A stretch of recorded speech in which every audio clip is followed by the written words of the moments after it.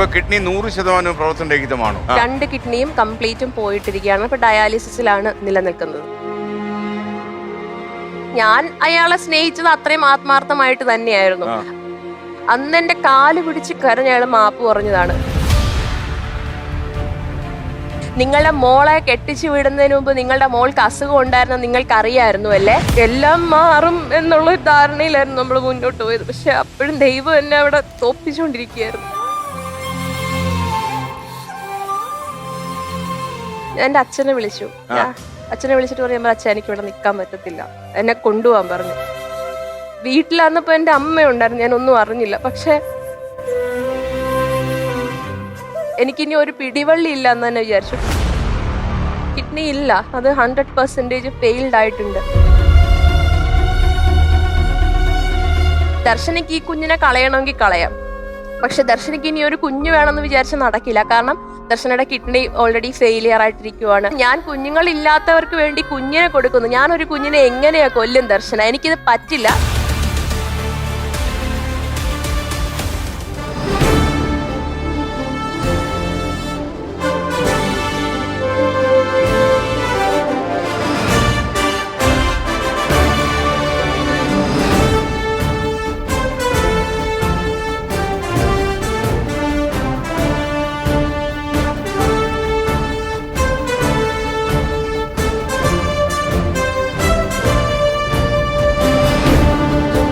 ഫ്ലവേഴ്സിന്റെ പ്രിയപ്പെട്ട പ്രേക്ഷകർക്ക് സ്വാഗതം. നിങ്ങൾ കാണുന്നത് ജോയി ബൈക്ക് ഫ്ലവേഴ്സ് ഉരുക്കോടി. ദാമ്പത്യത്തിന്റെ താളപ്പിഴകളും രോഗത്തിന്റെ ദുരിതങ്ങളും കൊണ്ട് വീർപ്പുമുട്ടുന്ന ഒരു മത്സരാർത്ഥിയാണ് ഇന്ന് ഈ വേദിയിൽ വരുന്നു. കൊല്ലം ചെറിയഴിക്കൽ നിന്ന് ദർശന മധു.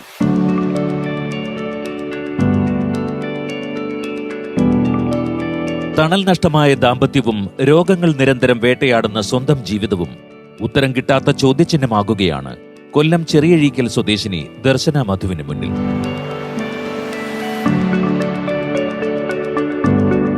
വിവാഹശേഷം വിധി കരുതി വച്ചത് ഒറ്റപ്പെടലിന്റെയും കുറ്റപ്പെടുത്തലുകളുടെയും കുടുംബജീവിതം. ഒരു മത്സ്യത്തൊഴിലാളി കുടുംബത്തിലെ പെൺകുട്ടിയുടെ മനസ്സിലുണ്ടായിരുന്ന പരിമിതമായ ആഗ്രഹങ്ങൾ പോലും ദർശനയുടെ ജീവിതത്തിൽ സഫലമായില്ല.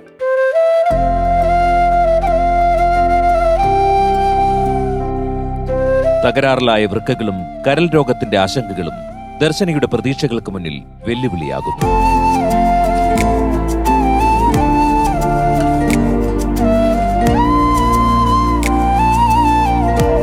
അച്ഛൻ മധുസൂദനനും അമ്മ പ്രമീളയും മകൾ മിഖയുമൊത്തുള്ള ഈ നിമിഷങ്ങൾ മാത്രമാണ് ദർശനയുടെ ആഹ്ലാദവും ആശ്വാസവും.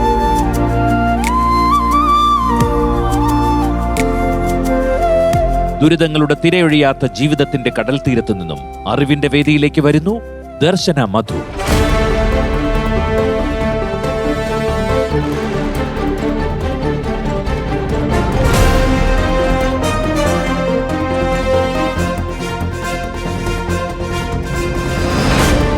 ഹായ് കുട്ടേട്ടാ, നമസ്കാരം. നമസ്കാരം ദർശന. ഹായ് ദർശന മധു. എവിടെയാ വീട്? എവിടെയാ? എന്റെ വീട് കൊല്ലം കരുനാഗപ്പള്ളി ചെറിയഴിക്കലാണ്. സ്ഥിരമായി നിങ്ങൾ അവിടെയാണോ അതോ?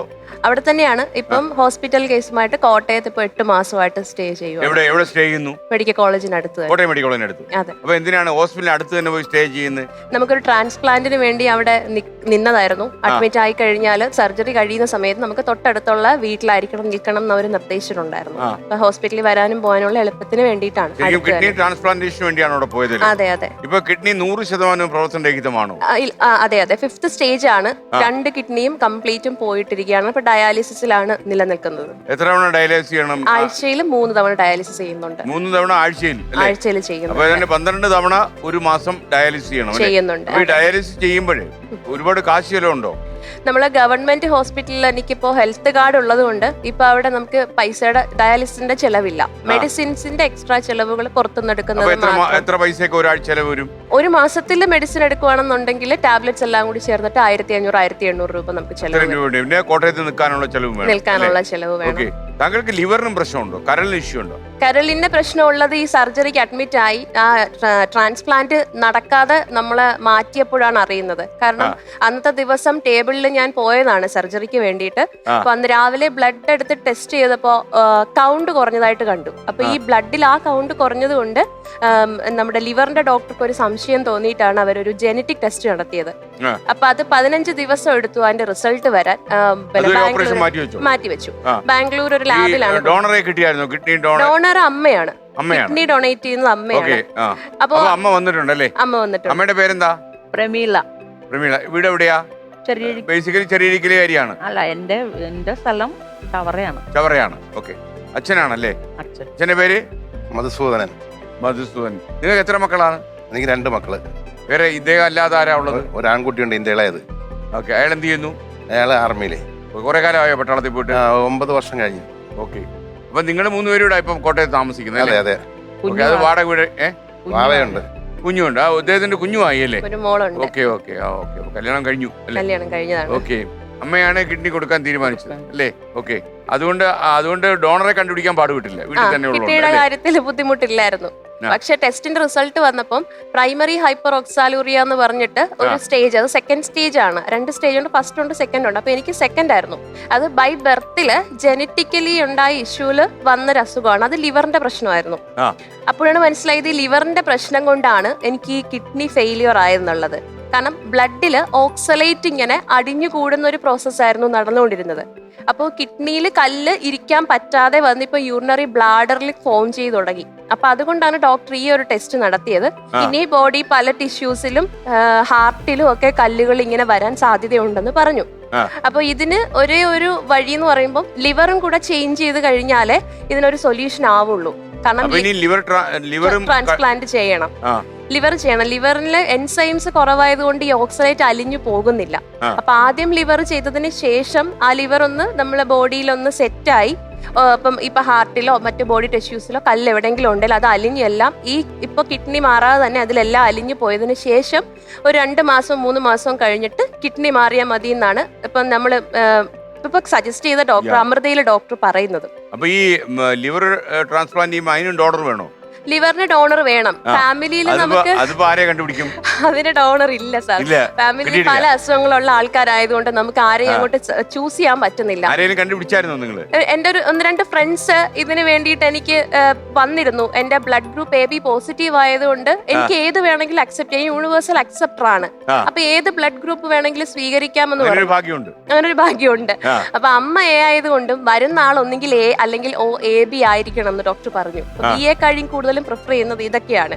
അപ്പൊ AB പോസിറ്റീവ് ആയിട്ടുള്ള ഒരാള് തന്നെ കൊല്ലത്തുള്ള ഒരു ഫ്രണ്ട് തന്നെ വില്ലിംഗ് ആയിട്ട് വന്നതാണ്. അപ്പം ആള് ടെസ്റ്റുകൾക്കൊക്കെ റെഡിയാണ്, ഞങ്ങൾ പോകുന്ന സമയത്ത് അമൃതയിൽ വരാം എന്നൊക്കെ പറഞ്ഞു പോയി. പക്ഷെ ആളുടെ മദറിനോട് ആരോ പറഞ്ഞു, ആരാന്ന് എനിക്കറിയില്ല, ലിവർ കൊടുത്താൽ ഈ കുട്ടി മരിച്ചു പോകുമെന്ന് പറഞ്ഞു.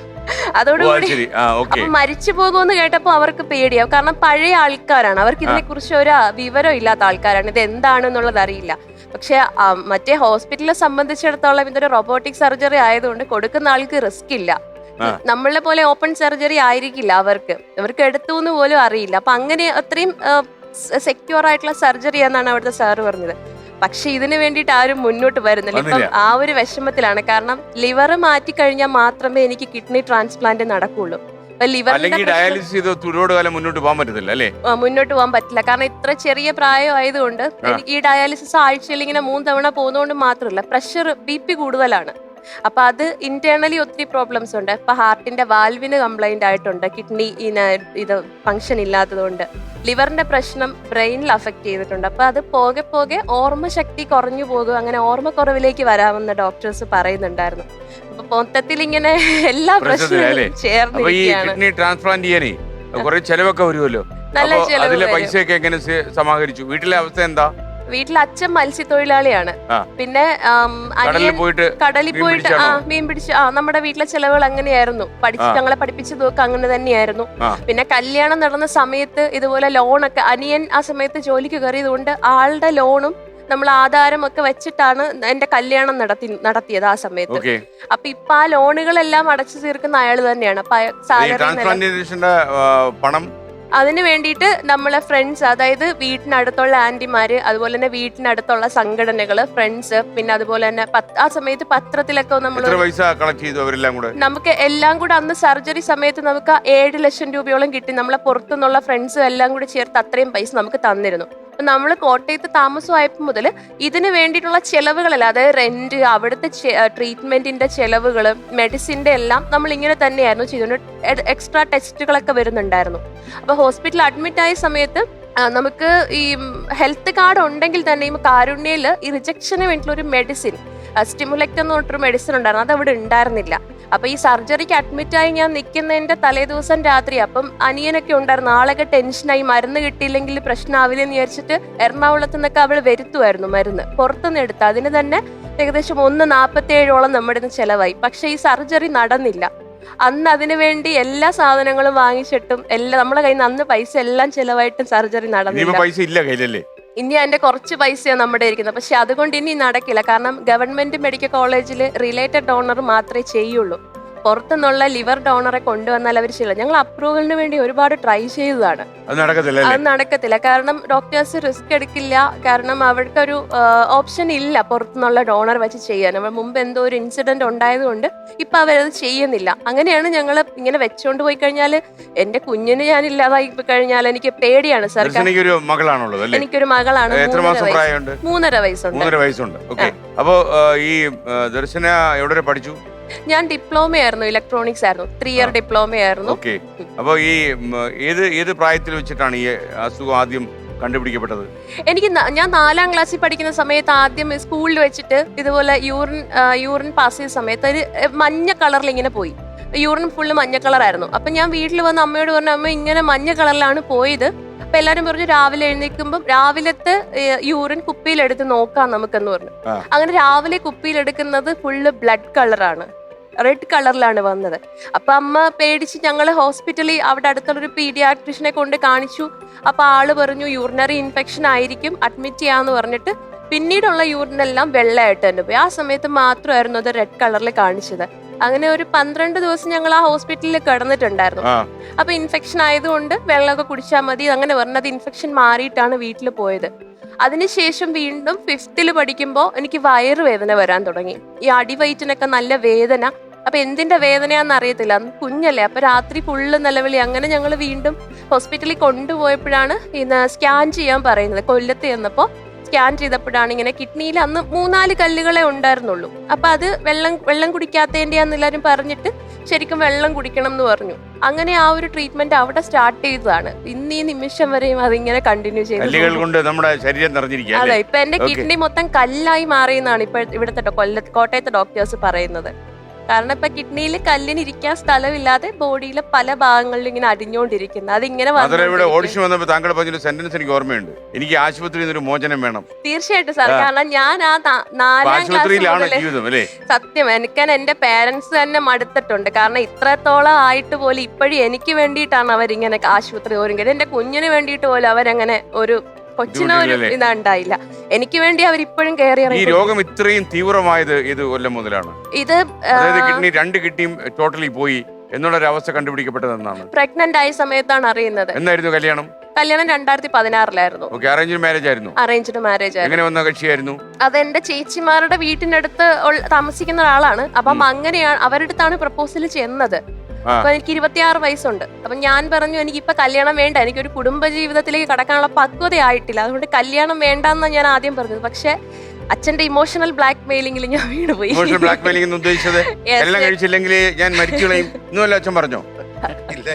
അങ്ങനെയല്ല, വിളിച്ചിട്ട് കരഞ്ഞു, നല്ല ആലോചനയാണ്, നീ വരുന്ന എല്ലാം മുടക്കുവാണ് എന്നൊക്കെ പറഞ്ഞിട്ട്. താങ്കൾ കല്യാണത്തോടൊരു താല്പര്യമില്ല നിൽക്കാൻ കാര്യം? പക്ഷെ അപ്പോഴും ഞാൻ കുട്ടികളെ മാറിയിട്ടില്ല. 26 വയസ്സിലോ. അപ്പൊ ഞാനിങ്ങനെ ജോലിയൊക്കെ ചെയ്ത് അതിലെ സന്തോഷത്തിൽ നിൽക്കുമായിരുന്നു. കുടുംബം എല്ലാം നോക്കിയിട്ട് ഞാൻ അന്ന് ഞാൻ ഇൻഫോ പാർക്കിൽ വർക്ക് ചെയ്യുമായിരുന്നു. അപ്പൊ അവിടുന്നാണ് ഞാൻ റിസൈൻ ചെയ്യുന്നത്. വലിയ സാലറി ഒന്നും ഇല്ല, 16,000 രൂപയൊക്കെ ആയിരുന്നു അന്നത്തെ ഞങ്ങളുടെ സാലറി. 2 വർഷം കഴിയാതെ നമുക്ക് ഹൈപ്പ് ഒന്നും ഉണ്ടാവില്ല. അച്ഛൻ കടലിൽ പോവും, അമ്മയ്ക്ക് ജോലിയൊന്നും ഇല്ല. അച്ഛൻ 9 ദിവസം കഴിഞ്ഞിട്ടായിരിക്കും വരുന്നത്. ഇപ്പൊ ഞങ്ങളുടെ അച്ഛൻ കുഞ്ഞ് സ്വന്തമായി വള്ളം ഉണ്ടോ അതോ ഇല്ല ബോട്ടിലാണ് പോകുന്നത്. അച്ഛൻ ബോട്ടിലാണ് ബോട്ടിലെ സ്രാങ്കാണ്. സ്രാങ്കാണ്? ആ ഓക്കെ. അപ്പൊ 8 ദിവസം കഴിഞ്ഞേ വരൂ. 8-9 ദിവസം കഴിഞ്ഞേ വരും. അതിപ്പോ കാറ്റാണെങ്കിലും കോളാണെങ്കിലും അവര് കടലിൽ തന്നെയായിരിക്കും. നമ്മളെ വീട്ടിൽ പ്രാർത്ഥിച്ചുകൊണ്ടിരിക്കും. നമുക്കും പേടിയാണ് ഇടിമിന്നലും ഒക്കെ വരുന്ന സമയത്ത് അച്ഛൻ കടലിലെന്ന് പറയുമ്പോൾ കുഞ്ഞായിരുന്നു ഞങ്ങൾക്കൊക്കെ ഭയങ്കര കരച്ചിൽ വരും. കാരണം ഞങ്ങൾ വീട്ടിൽ സുഖമായിട്ട് കിടന്നുറങ്ങുന്നു. ആ സമയത്ത് എന്റെ അച്ഛനെ പോലെയുള്ള എല്ലാരും കടലിൽ കിടന്ന് കഷ്ടപ്പെടുന്നു. അപ്പൊ ഞാൻ പറയാം കടൽക്ഷോഭം ഉണ്ടാകുമ്പോഴും കടല് അടിക്കുന്ന സമയത്തൊക്കെ ഉണ്ടല്ലോ, ഈ കടല് പ്രക്ഷുബ്ധമാകുന്ന അന്തരീക്ഷമൊക്കെ ഉണ്ടല്ലോ, ക്ഷോഭിക്കുന്ന സമയത്തൊക്കെ കടലില് അച്ഛൻ പോയിട്ട് പോകാറുണ്ട്. അങ്ങനെ മടങ്ങി വരാൻ താമസിക്കുക അങ്ങനെ എന്തെങ്കിലും ഇൻസിഡന്റ് ഉണ്ടായിട്ടുണ്ടോ? ഉണ്ട്. ഞാൻ ജനിച്ച സമയത്ത് എന്റെ അച്ഛന്റെ ബോട്ട് താന്നിട്ടുണ്ട്. താന്നു പോയിട്ടുണ്ട്. വെള്ളത്തിലോ? വെള്ളത്തിൽ താന്നു എങ്ങനെയായിരുന്നു താന്നു പോയത്? തിരമാല പിടിച്ച് ബോട്ട് കമന്ന് ഒരാൾ മരിച്ച്. ഒന്നല്ല രണ്ട് തവണ ഉണ്ടായിരുന്നു. 2 തവണ ഉണ്ടായി. ഒരാൾ മരിച്ചു അല്ലേ? ഒരാൾ മരിച്ച. ഓക്കെ. അല്ല, നിങ്ങൾ ശരിക്കും കടലിൽ പെട്ടുപോയി അപ്പോ അല്ലേ? കടലിൽപ്പെട്ടു. നീന്തി വേറെ വരുന്ന ബോട്ടിനകത്ത് കയറി രക്ഷപ്പെട്ടു. 2 തവണ ഉണ്ടായോ അങ്ങനെ? 2 തവണ അങ്ങനെ ഉണ്ടായി. ഓക്കെ. എപ്പോഴും കടലിൽ പോകുന്നത് നമ്മൾ തിരിച്ചു വന്നാലേ വന്ന് പറയാൻ പറ്റും. ഈ കുട്ടി ജനിച്ചപ്പോഴും മറ്റേ മോൻ ജനിച്ചപ്പോഴും 2 സംഭവം ഉണ്ടായിരുന്നു. ഓക്കെ. അപ്പൊ നിങ്ങളുടെ കുടുംബത്തിൽ വേറെ ആരെങ്കിലും ഇങ്ങനെ കടലിൽ പോകുന്ന ആൾക്കാർക്ക് ബുദ്ധിമുട്ടുണ്ടായിട്ടുണ്ടോ? ഏതോ ഒരാൾ മരിച്ചിട്ടുണ്ടോ നിങ്ങളുടെ വീട്ടിൽ? എന്റെ ഫാമിലി, എന്റെ ചേച്ചിയുടെ മോനാണ്, അമ്മയുടെ ചേച്ചിയുടെ മോനാണ്. 19 വയസ്സുണ്ടായിരുന്നു. അപ്പൊ ആള് അമൃത ITസിൽ പഠിച്ചുകൊണ്ടിരുന്ന സമയത്ത് പോക്കറ്റ് മണിക്ക് വേണ്ടി അവിടെ വള്ളത്തിൽ പോകാറുണ്ട് ഇവരുടെ പ്രായത്തിലുള്ള കുട്ടികളൊക്കെ. അപ്പൊ അങ്ങനെ വള്ളത്തിൽ പോയ സമയത്ത് ഈ വള്ളത്തിൽ നിന്ന് ഇങ്ങനെ വല ഇടുന്നതിന് മുമ്പ് കടലിൽ ചാടിയിട്ട് ഇങ്ങനെ കയറ് കൊണ്ട് കിടക്കുന്ന ഒരു പരിപാടിയുണ്ട്. അതെന്താന്ന് നമുക്ക് അറിയില്ല. അന്നാ ഞാൻ അറിയുന്നത്. അപ്പൊ മോനാണ് ചാടിയത്. അപ്പൊ മോനെ പനി ഉണ്ടായിരുന്നു, ഇറങ്ങണ്ടെന്ന് പറഞ്ഞു. പക്ഷെ അവൻ പറഞ്ഞില്ല, ഞാൻ ഇന്ന് ചാടും എന്ന് പറഞ്ഞിട്ട് ആള് ചാടി. ഈ വള്ളം കറങ്ങി തിരിച്ചു വന്നപ്പോഴേക്കും ആളില്ല. വെളുപ്പിലെ 4 മണിക്കായിരുന്നു. അപ്പൊ ഇരുട്ടാണ്. അപ്പൊ നമുക്ക് കണ്ടുപിടിക്കാനും പറ്റത്തില്ല. അങ്ങനെ അപ്പൊ മുതൽ അവർ തെരച്ചിൽ തുടങ്ങിയിട്ട് പോലും കുഞ്ഞിനെ കണ്ടെത്താൻ പറ്റിയില്ല.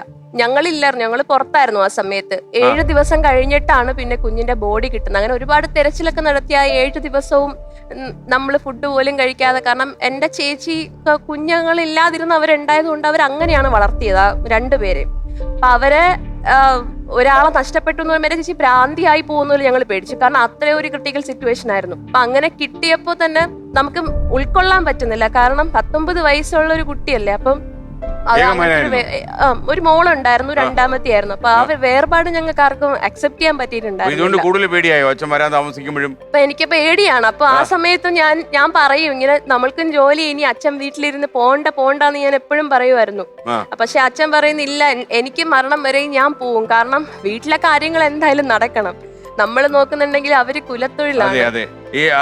താങ്കൾക്ക് കടലിൽ പോകാൻ പേടിയുണ്ടോ? ഇങ്ങനെയൊക്കെ പേടിയില്ല. ഇല്ല, നമ്മള് കടലിൽ പോകും അല്ലേ? കടലിൽ ജനിച്ചു നമ്മള്. ഓക്കെ. എപ്പോഴെങ്കിലും ഈ പ്രക്ഷുബ്ധമായ കടല് കാണുമ്പോ, പ്രത്യേകിച്ച് കടലെന്ന് പറഞ്ഞാൽ കടലിനൊരു സൗന്ദര്യമുണ്ട്, കടല് മാടി വിളിക്കുന്നാണല്ലോ പറയുന്നത്. അപ്പൊ ഈ കടൽ അങ്ങേ ഭയപ്പെടുത്തിയിട്ടുണ്ടോ എപ്പോഴെങ്കിലും? ഭയപ്പെടുത്തിയിട്ടുണ്ട്. നമ്മുടെ മനസ്സിനകത്ത് ഭയങ്കര വിഷമം ഉണ്ടാകും. എങ്ങനെ നമ്മൾ കരയെത്തും എന്നുള്ളൊരു ചിന്ത നമ്മുടെ മനസ്സിൽ. എങ്കിലും ഒരു ധൈര്യം വെച്ച്. ഈ കരയിൽ നിന്നൊക്കെ എത്ര കിലോമീറ്റർ ഉള്ളിൽ പോകും? കിലോമീറ്റർ അല്ല, ഞങ്ങൾക്ക് നോട്ടിക്കൽ മൈല. അത് നോട്ടിക്കൽ മൈൽ എത്ര? ഒരു 60 കിലോ നോട്ടിക്കൽ മൈല്, 55 നോട്ടിക്കൽ മൈലൊക്കെ പടിഞ്ഞാറ് പോകും. അതുവരെ പോകും അല്ലേ? 8 മണിക്കൂറോളം ഓടേണ്ടി വരും. ഓക്കെ. ജീവിതം വളരെ പ്രശ്നഭരിതമാണ് അല്ലേ? താങ്കൾ ഇപ്പൊ കടലിൽ പോകുന്നുണ്ടോ? ഉണ്ട്, ഇപ്പോഴും പോകുന്നുണ്ട്. ഓ, അതൊന്നും അതേ നിർത്തിയിട്ടൊന്നുമില്ല. ഇപ്പൊ ഞങ്ങള് പറയാറുണ്ട്, പക്ഷെ അച്ഛൻ കേക്കില്ല. 60 നോട്ടിക്കൽ മൈൽ എന്ന് പറയുമ്പോൾ 110 കിലോമീറ്റർ അപ്പുറം വരില്ലേ? അപ്പൊ അത്രയും കിലോമീറ്റർ ഉള്ളിൽ പോകുന്നുണ്ട്. ഓക്കെ. അതൊരു ഉത്കണ്ഠയല്ലേ കടലില്, പ്രത്യേകിച്ച് ശാന്തമല്ലാത്തൊരു കടലിലേക്ക് ഇറങ്ങി കഴിഞ്ഞാൽ അല്ലേ? അതെ. കരയിൽ നിൽക്കുന്ന നമുക്ക് തന്നെ ഒരുപാട് എന്താ പറയാ, കടൽ കയറുന്ന സമയത്ത് ഒത്തിരിയും പ്രശ്നങ്ങൾ അവിടെ തന്നെ ഉണ്ടായിട്ടുണ്ട്. ആലപ്പാട് പഞ്ചായത്ത് സുനാമിയൊക്കെ അടിസ്ഥാനം അറിയാലോ, ആ സ്ഥലമാണ് സ്ഥലം. അതിനടുത്ത് തന്നെയാണ് ചെറിയഴിക്കൽ നമ്മുടെ അടുത്ത്. അപ്പൊ ആ സമയത്ത് അച്ഛൻ കടലിൽ, സുനാമി വരുന്ന സമയത്ത് അച്ഛൻ കടലിലായിരുന്നു. അന്ന് ഞാൻ വിചാരിച്ചു അച്ഛൻ മരിച്ചു പോയിട്ടുണ്ടാവും, അച്ഛന് സുനാമി മരിച്ചാണ്, ഇനി അച്ഛൻ ഉണ്ടാവില്ല എന്നൊക്കെ പറഞ്ഞ് ഞങ്ങള് ഭയങ്കര സങ്കടത്തിലാണ്. ഞങ്ങള് നാട്ടിലായിരുന്നു ആ സമയത്ത്. പക്ഷെ അച്ഛൻ കരുതി ഞങ്ങളെല്ലാം മരിച്ചു പോയിട്ടുണ്ട്. കാരണം ആലപ്പാട് പഞ്ചായത്തിൽ ആരും ഇല്ലെന്നാ കരയിൽ വന്ന് പറഞ്ഞത്. ഞങ്ങളെല്ലാരും അമ്മയുടെ വീട്ടിൽ എല്ലാരും സുനാമി പെട്ടുപോയി. ആലപ്പാട് പഞ്ചായത്തിൽ ഒരുപാട് ആൾക്കാർ മരിച്ചു പോയല്ലോ. 147 പേര് മരിച്ചിട്ടുണ്ടായിരുന്നു. കുറച്ച് ആൾക്കാർ മാത്രമേ അവശേഷിച്ചുള്ളൂ. അറിയാം ആലപ്പാടിന്റെ കഥ. ഞാൻ ഇത് കല്യാണത്തിലേക്ക് തിരിച്ചു വന്നാലേ, ഈ അറേഞ്ച്ഡ് മാരേജ് ആയിരുന്നു അല്ലെ? എപ്പോഴാണ് ഈ വരനെ ആദ്യം കാണുന്നത്? കല്യാണത്തിന് ഒരാഴ്ച മുന്നെയാണ് നാട്ടിൽ വരുന്നതും കാണുന്നതും. അതിന് മുന്നേ 1.5 വർഷം മുമ്പ് എൻഗേജ്മെന്റ് നടത്തിയിരുന്നു. ഇണയാണെന്ന് തോന്നിയോ? സംസാരിച്ചപ്പോൾ എനിക്ക് അങ്ങനെയൊക്കെയാണ് സാർ തോന്നിയത്. അണ്ടർസ്റ്റാൻഡിംഗ് ഒക്കെ ഉള്ള ഒരാളാണ്. അതെ, കാരണം നമ്മുടെ മൈൻഡ് നമ്മളെപ്പോഴും ഒരാളടുത്ത് സമീപിക്കുമ്പോൾ നമ്മുടെ ഒന്നും ഉണ്ടാകാൻ വളരെ ട്രാൻസ്പെറന്റ് ആയിരിക്കണം എന്ന് ആഗ്രഹിക്കുന്ന ഒരാളാണ് ഞാൻ. അപ്പൊ ഞാൻ എന്റെ ലൈഫിൽ എല്ലാ ഇൻസിഡൻസും ഞാൻ പുള്ളിയോട് തുറന്നു പറഞ്ഞിട്ടുണ്ട്. ഈ കിഡ്നിയുടെ പ്രശ്നമൊക്കെ എന്ന് പറഞ്ഞു? ഇല്ല, അന്ന് കിഡ്നിക്ക് പ്രശ്നമില്ല. സ്റ്റോൺ കല്ലുണ്ട് ശരീരത്തിൽ എന്ന് പറഞ്ഞു. അത് അന്നൊന്നും അത്രയും പ്രശ്നങ്ങളില്ല സാർ. പറയാൻ വേണ്ടിയിട്ട് മാത്രമായിട്ട് എനിക്കൊരു അസുഖം ഉണ്ടായിരുന്നില്ല അന്ന്. ഈ യൂറിനറി ഇൻഫെക്ഷൻ വരുന്നു, സ്വാഭാവികം. കല്ല് വരുന്നു, പോകുന്നു, വെള്ളം കുടിക്കുമ്പോൾ അതെല്ലാം മാറുന്നു. ഡോക്ടേഴ്സ് പറഞ്ഞു കിഡ്നിക്ക് യാതൊരു വിധ തകരാറും ഇല്ല. അപ്പോൾ ആ മെഡിസിൻ ഒക്കെ എടുത്ത് നമ്മൾ നോർമലായിട്ട് പോകുന്നുണ്ട്. അപ്പൊ പുള്ളിയോട് പറയാൻ വേണ്ടി മാത്രം ഒരു അസുഖം ഉണ്ടായിരുന്നില്ല എന്ന് എനിക്ക് തോന്നിയതുകൊണ്ട് ഞാൻ അതിനെക്കുറിച്ച് സംസാരിച്ചിട്ടുമില്ല. എൻ്റെ അടുത്ത് അതിനെക്കുറിച്ചിട്ടൊന്നും ചോദിച്ചിട്ടുമില്ല. കല്യാണത്തിന് മുന്നേ ഒരു മാസം ഞാൻ കുറച്ച് കൂടി ഇൻഫെക്ഷനായിട്ട് ബ്ലഡിലായിട്ട് ഞാൻ ഹോസ്പിറ്റലിൽ അഡ്മിറ്റ് ആയ സമയത്ത് ഇവര് പാരന്റ്സ് ഒക്കെ വന്നിട്ടുണ്ടായിരുന്നു. അപ്പൊ അവര് നല്ല കരിക്കും വെള്ളം ഇഷ്ടം പോലെ കൊണ്ട് തരും. അത് ഇഷ്ടം പോലെ കുടിക്കണം ഡോക്ടർ. ഈ ഹസ്ബൻഡിന്റെ പാരന്റ്സ് അവരുടെ വീട്ടിൽ അത് ഉള്ളത് കൊണ്ട് അവരതൊക്കെ കൊണ്ടുവരുമായിരുന്നു. അവർ അഴീക്കലാണ്, ആയിരം തെങ്ങ്. അപ്പൊ അവിടെ നിന്ന് എനിക്ക് കൊണ്ടുവരും. അപ്പൊ അവർക്കറിയാം എനിക്കിങ്ങനെ ഇൻഫെക്ഷൻ വന്നിട്ടുണ്ട് എന്നുള്ളത് അവർക്ക് അറിയായിരുന്നു. അപ്പം ഇതില് കിഡ്നിയിൽ സ്റ്റോൺ വന്നിട്ടുണ്ട് എന്നൊക്കെ നമ്മളവിടെ എന്താ പറയാ കാഷ്വൽ ആയിട്ടുള്ള ടോക്കിനിടയ്ക്ക് പറഞ്ഞിട്ടുണ്ട്. പക്ഷെ അവരതിനെ കുറിച്ചൊന്നും നമ്മുടെ അടുത്ത് ചോദിച്ചിട്ടില്ല. അവിടുന്ന് പിന്നെ പോയി കല്യാണം കഴിഞ്ഞിട്ട് വീട്ടിൽ വന്നതിന് ശേഷം ഈ പറയുന്ന പോലെ 3 ദിവസം കഴിഞ്ഞപ്പോ നമ്മളെ ഡൗറി എല്ലാം എടുത്തിട്ട് അവരുടെ കടങ്ങളൊക്കെ തീർത്തു. പൈസയൊക്കെ വീട്ടിൽ അച്ഛനോട് ചോദിച്ചിട്ടാണ് എടുത്തത്. പൈസ എങ്ങനെ ഉണ്ടാക്കി? കടലിൽ പോകുന്ന ഒരാളിന് വരുമാനമൊക്കെ അത് അനിയന്റെ ലോണാണ്. അനിയന്റെ സാലറി 10 ലക്ഷം രൂപ എടുത്തിട്ടുണ്ടായിരുന്നു. നമ്മള് ഓൾറെഡി ഒരു 5 മുന്നേ എടുത്തിട്ടുണ്ടായിരുന്നു വീടിന്റെ ആവശ്യത്തിന്. പിന്നെ പുതുക്കി നമ്മൾ എടുത്തപ്പോ എക്സ്ട്രായും കൂടി ചേർത്ത് 10-12 ലക്ഷം രൂപ നമ്മൾ എടുത്തു. അത് ഈ ആളുടെ ലോണിന്റെ പുറത്താണ് എടുത്തിട്ടുണ്ടായിരുന്നത്. അപ്പൊ ആ ലോൺ വെച്ചിട്ട് എന്റെ കല്യാണം നടത്തി. ദർശനയുടെ ബയോഡേറ്റിലൂടെ ഞാൻ കടന്നുപോയപ്പോ പെട്ടെന്ന് എനിക്ക് സ്ട്രൈക്ക് ചെയ്ത ഒരു കാര്യം, അതായത് നിങ്ങൾ തമ്മിൽ കല്യാണം കഴിക്കാൻ കണ്ടുമുട്ടുന്നതിന് ശേഷം ഈ ഒരാഴ്ച മുമ്പ് കണ്ടപ്പോ ഈ കല്യാണത്തിൽ നിന്ന് പിൻവാങ്ങണമെന്ന് ഭർത്താവിന് താല്പര്യമുള്ളതായി കണ്ടു. അപ്പൊ എന്തായിരുന്നു കാര്യം? കാരണം ആൾക്ക് എന്നെ കണ്ടു കഴിഞ്ഞപ്പോ ആളെ വെച്ച് നോക്കുമ്പോ ഞാൻ ഇത്ര ചെറുതാണ്. ആള് 6 ഫീറ്റ് ഹൈറ്റ് ഉണ്ട്, 6 അടി ഉയരമുണ്ട്. ആളുടെ കൂടെ ഞാൻ നിന്ന് കഴിഞ്ഞാൽ ഞാൻ ഇങ്ങനെയൊക്കെയാണ് സംസാരിക്കുന്നത്. അപ്പൊ ഞാൻ കൂടെ നിന്നപ്പോ ഞാൻ ഭയങ്കര ചെറുതാണ്, എനിക്ക് വണ്ണമില്ല, എനിക്ക് അത്രയും കളറില്ല. അപ്പം ഇവരുടെ വീട്ടില് സിസ്റ്റേഴ്സ് ഒക്കെ അത്യാവശ്യം ബോഡി ഷേമിങ് നന്നായിട്ട് ഞാൻ അനുഭവിച്ചിട്ടുണ്ട്. അവരെല്ലാവരും എന്നെ ബോഡി ഷേമിങ് ചെയ്തിട്ടുണ്ട്. ഭർത്താവ് പറഞ്ഞോ ഈ കാര്യം? എന്നോട് പറഞ്ഞിട്ടില്ല. ഇത് ഞാൻ അറിയുന്നത് ഈ ബന്ധം വേണ്ട എന്ന് ഞാൻ തീരുമാനിക്കുന്ന ദിവസമാണ് ഞാനിത് അറിയുന്നത്. കാരണം അവരുടെ സിസ്റ്ററും അമ്മയും കൂടിയുള്ള ഒരു സംസാരം എൻ്റെ ഫോൺ ഓട്ടോമാറ്റിക് റെക്കോർഡ് ആയിരുന്നുകൊണ്ട് അതിനകത്ത് ഞാനെടുത്ത് കേട്ടപ്പോഴാണ് എനിക്കത് മനസ്സിലായത്. അപ്പോൾ അവരുടെ സിസ്റ്റർ പറയുന്നുണ്ട്, പിന്നെ ദർശനെ വന്ന് കണ്ടിട്ട് ഇഷ്ടപ്പെട്ടിട്ടൊന്നും ഉണ്ടായിരുന്നില്ല, വീട്ടിൽ വന്ന് പ്രശ്നം ഉണ്ടാക്കി, കല്യാണം വേണ്ട, നീളമില്ല വണ്ണമില്ലാത്ത പെണ്ണിനെയാണ് നിങ്ങൾ കണ്ടുപിടിച്ചിരിക്കുന്നത്, എന്ത് പെണ്ണാണ്, എനിക്ക് കല്യാണം വേണ്ട എന്ന് പറഞ്ഞിട്ട് ആള് സംസാരിച്ചു. അപ്പം അവരുടെ വീട്ടിലുള്ളവരൊക്കെ പറഞ്ഞു അങ്ങനെയൊന്നും കാര്യമാക്കണ്ട, അങ്ങനെ പറയരുത്, കല്യാണം എത്രത്തോളം ഇനിയിപ്പോ ഒരാഴ്ചയും കൂടിയുള്ളൂ കല്യാണത്തിന്, കല്യാണം കഴിഞ്ഞു കഴിയുമ്പോൾ എല്ലാ പെൺപിള്ളേരും നന്നാവാറുണ്ടല്ലോ, അപ്പൊ ദർശനെ അതുപോലെ നന്നായിക്കോളും, പിന്നെ ഇപ്പോഴെന്തിനാ കിടന്ന് ബഹളം വെക്കുന്നത്, അതൊക്കെ ശരിയാകും എന്ന് പറഞ്ഞിട്ട് അവര് നിർബന്ധിച്ചിട്ടാണ് ആളെ കൊണ്ട് കല്യാണത്തിന് വീണ്ടും. താങ്കൾ അറിയുന്നില്ല? ഞാനൊന്നും അറിയുന്നില്ല. ഇല്ല. താങ്കൾ വളരെ സന്തോഷത്തോടെ കല്യാണ മണ്ഡപത്തിലേക്ക് കയറി ചെന്നു. കെട്ടി സംഭവം ഇത് പൊട്ടി തകരാനുള്ള കാര്യം എന്തോ? കാരണം ഇത് കുറച്ചു കാലം പോയോ വണ്ടി? കുറച്ചു കാലം പോയി. കാരണം എന്ന് വെച്ച് കഴിഞ്ഞാല് നമ്മൾ മറ്റുള്ളവരുടെ മുന്നിൽ നമ്മളുടെ ഇടയിലുള്ള പ്രശ്നങ്ങൾ പുറത്ത് കാണിക്കരുതെന്ന് ആൾക്ക് നല്ല നിർബന്ധം ഉണ്ടായിരുന്നു. അത് പറഞ്ഞു, നീയും ഞാനും ഇടയ്ക്കുള്ള പ്രശ്നങ്ങൾ നമ്മളുടെ ഇടയിൽ നിൽക്കുക, ബെഡ്റൂമിൽ നിൽക്കുക, അത് എന്റെ വീട്ടിലോ നിന്റെ വീട്ടിലോ പറയരുതെന്ന് പറഞ്ഞു. അപ്പം ആ ഒരു കല്യാണം കഴിഞ്ഞ് ചെന്ന ആദ്യത്തെ രാത്രി ഓരോ കാര്യങ്ങളിൽ നിന്ന് തുറന്നു പറഞ്ഞ കൂട്ടത്തിലാണ് പല കാര്യങ്ങളും പറയുന്നത്. അപ്പൊ ഞാനത് അക്സെപ്റ്റ് ചെയ്തേ പറ്റൂ. കാരണം ഞാൻ അയാളെ സ്നേഹിച്ചത് അത്രയും ആത്മാർത്ഥമായിട്ട് തന്നെയായിരുന്നു. അപ്പൊ ഞാൻ പറഞ്ഞു, എന്തിനും ഞാൻ കൂടെ നിൽക്കാം, ഞാനൊരു സപ്പോർട്ടായിട്ട് തന്നെ നിന്നു. അങ്ങനെ കല്യാണം കഴിഞ്ഞ് 2 മാസം കഴിഞ്ഞ് തിരിച്ചു പോയ സമയത്ത് ഞാൻ വിചാരിച്ച പോലെ ഒരാളല്ല ഞാൻ എന്ന് അദ്ദേഹം പറഞ്ഞിട്ടുണ്ടായിരുന്നു. അതെന്നോട് പറഞ്ഞു. കാരണം ഞാൻ എന്ന് പറയുന്ന ഒരു പെൺകുട്ടിക്ക് എന്റേതായിട്ടുള്ള കുറേയേറെ കൺസെപ്റ്റുകളുണ്ട്. ഇപ്പൊ ഏതൊരു പെണ്ണായാലും കല്യാണം കഴിച്ച് കഴിയുമ്പോൾ നമ്മുടെ ജീവിതത്തിൽ എങ്ങനെയായിരിക്കണം, നമ്മുടെ ഭർത്താവ് ഇങ്ങനെയായിരിക്കണം എന്നൊക്കെ നമുക്കൊരു ആഗ്രഹമുണ്ട്. നമ്മുടെ കാര്യങ്ങൾ നമ്മൾ പോലും പറയാതെ മനസ്സിലാക്കി ചെയ്യുന്ന ഒരാളായിരിക്കണം എന്ന് എനിക്ക് നല്ല ആഗ്രഹം ഉണ്ടായിരുന്നു. പക്ഷെ ആളെങ്ങനെയായിരുന്നില്ല. പിന്നെ ദാമ്പത്യ ജീവിതത്തിലേക്ക് കടക്കുമ്പം അതിൽ ഒരുപാട് ഫാക്ടേഴ്സ് അതിനകത്ത് നമുക്ക് മുഖ്യമാണ്. അഭിപ്രായ വ്യത്യാസങ്ങൾ ബെഡ്റൂമിൽ തന്നെ ഒതുക്കിയോ?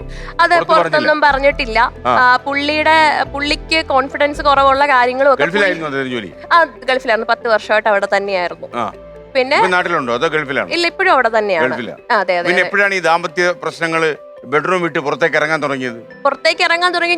എന്നെ ദുബായിൽ കൊണ്ടുപോയി. ഞാൻ അവിടെ 3 മാസം നിന്നു. വിസയൊക്കെ പുതുക്കി നിന്ന സമയത്ത് ജോലിയൊന്നും ആയിട്ടുണ്ടായിരുന്നില്ല. അപ്പൊ വീണ്ടും ഞങ്ങള് ഒന്നും കൂടി വിസ പുതുക്കി ഒരു 6 മാസം കൂടി എക്സ്ട്രാ നിന്നു. അപ്പൊ അവിടെ നിന്ന് ഞങ്ങൾ ജോലി നോക്കുന്ന സമയത്ത് പോകുന്നിടത്തൊക്കെ അവർ ഫാമിലി വിസയാണ് പറഞ്ഞിരുന്നത്. അപ്പൊ ഫാമിലി വിസ ഞങ്ങൾക്ക് അന്നില്ല. അപ്പൊ ആൾക്കും അത്രയും സാലറി ഉണ്ടായിരുന്നില്ല ഫാമിലി വിസയ്ക്ക് വേണ്ടിയിട്ട്. പിന്നെ ഫാമിലി വിസയ്ക്ക് അപ്ലൈ ചെയ്യാൻ വേണ്ടി സാലറി അവർ കൂട്ടി കൊടുത്ത സമയത്ത് അതിൻ്റെ അടുത്ത് നാട്ടിൽ പോയി നിൽക്കാൻ പറഞ്ഞു. 3 മാസം കഴിഞ്ഞ് ഫാമിലി വിസ ആവുമ്പോൾ കയറി വരാം എന്ന് പറഞ്ഞിട്ടുണ്ടായിരുന്നു. അങ്ങനെ ഞാൻ നാട്ടിൽ വന്നു. നാട്ടിൽ വന്ന് പൈസ 1 ലക്ഷം രൂപ നമുക്ക് വിസയ്ക്ക് വേണ്ടി വരും. അങ്ങനെ എന്റെ കെട്ടുമാല പണയം വെച്ചിട്ടാണ് ഈ താലിമാല, താലി ഉണ്ടായിരുന്നു, മാല അവരെ അമ്മയെ കൊണ്ട് വെച്ചിട്ടാണ് ഈ 1 ലക്ഷം രൂപ ഞാൻ അയച്ചു കൊടുത്തത്. പിന്നെ പ്രോസസ്സിംഗ് എല്ലാം കഴിഞ്ഞ് 15 ദിവസം കഴിഞ്ഞപ്പോഴേക്കും ഞാൻ അങ്ങ് കയറി പോവുക ചെയ്തത്. ഇല്ല, ആളുടെ സാലറി എന്ന് പറയുമ്പോൾ അവിടെ നിൽക്കാനുള്ള ചെലവും എല്ലാം കൂടി കഴിഞ്ഞു കഴിഞ്ഞാൽ ഈ 1 ലക്ഷം രൂപയ്ക്ക് അടുത്ത് വരത്തില്ല. 4000 ദിർഹംസ് ആണ് അവിടുത്തെ ബേസിക് സാലറി. അപ്പൊ ഇപ്പോഴും അത് തന്നെയാണ് ഉള്ളത്. അപ്പം ആ സാലറിയിൽ നമുക്ക് 1 ലക്ഷം രൂപ വിസ ചെയ്യാൻ പറ്റില്ല. അപ്പൊ കുറെ പ്രോസസ്സിംഗ് ചാർജ് വരുന്നതുകൊണ്ടാണ് നമ്മൾ ഇവിടെ നാട്ടിൽ നിന്ന് പൈസ എടുത്ത് അയച്ചു കൊടുത്തതും. അങ്ങനെ അത് ചെയ്ത് ഞാൻ ഈ 15 ദിവസം കഴിഞ്ഞ് തിരിച്ച് കയറി ചെന്നു. ഇപ്പൊ ഞങ്ങൾ താമസിക്കുന്ന ഒരു വലിയ ഫ്ലാറ്റാണ്. അവിടെ വേറെ 2-3 ഫാമിലീസ് ഒക്കെ താമസിക്കുന്നുണ്ട്. അപ്പൊ അന്ന് അവിടെ ചെന്ന സമയത്ത് അവിടെ ഇപ്പം ഭാര്യ ഭർത്താക്കന്മാർ തന്നെ താമസിക്കണം എന്നില്ലല്ലോ. അവിടെ ലിവിങ് ടുഗദറായിട്ട് കഴിയുന്ന ഒരുപാട് പേരുണ്ട്.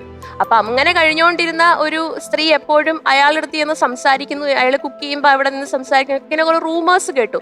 പക്ഷെ എനിക്ക് ആളെ വിശ്വാസമായിരുന്നു സാർ. അയാൾ തെറ്റ് ചെയ്യില്ല എന്നുള്ളൊരു ഉറപ്പ് എനിക്കുണ്ട്. അത് എനിക്ക് ഇപ്പോഴും ഉണ്ട്. കാരണം അയാൾ എന്ത് ചെയ്യുന്നില്ല എന്നുള്ളത് ഞാൻ അന്വേഷിച്ചിട്ടില്ല. അപ്പൊ ഞാൻ പുള്ളിയോട് പറഞ്ഞു, മറ്റുള്ളവരെ കൊണ്ട് നെഗറ്റീവ് പറയിപ്പിക്കണ്ട, അവരുമായിട്ടുള്ള സഹകരണം കുറച്ച് കുറയ്ക്കാം, അത് വേണ്ട. അവര് നല്ലൊരു സ്ത്രീ ആണെങ്കിൽ സ്വന്തം ഭർത്താവിനെയും 10ാം ക്ലാസ്സിൽ പഠിക്കുന്ന ഒരു മോളെ ഉപേക്ഷിച്ച് വേറൊരാളുടെ കൂടെ വന്ന് ഇവിടെ താമസിക്കില്ലല്ലോ. അപ്പൊ അവര് നല്ല സ്ത്രീ അല്ലല്ലോ. അപ്പൊ അതങ്ങനെ ചെയ്യണ്ട എന്ന് ഞാൻ പറഞ്ഞു. ഞങ്ങളുടെ ഇടയിൽ അത് അഭിപ്രായ വ്യത്യാസങ്ങൾ ഉണ്ടാക്കി. പക്ഷെ എന്റെ നിർബന്ധത്തിന് ഞങ്ങൾ ഫ്ലാറ്റ് മാറി അവിടുന്ന് പോയി. ഞങ്ങൾ വേറെ ഫ്ലാറ്റിൽ പോയി താമസിച്ചു.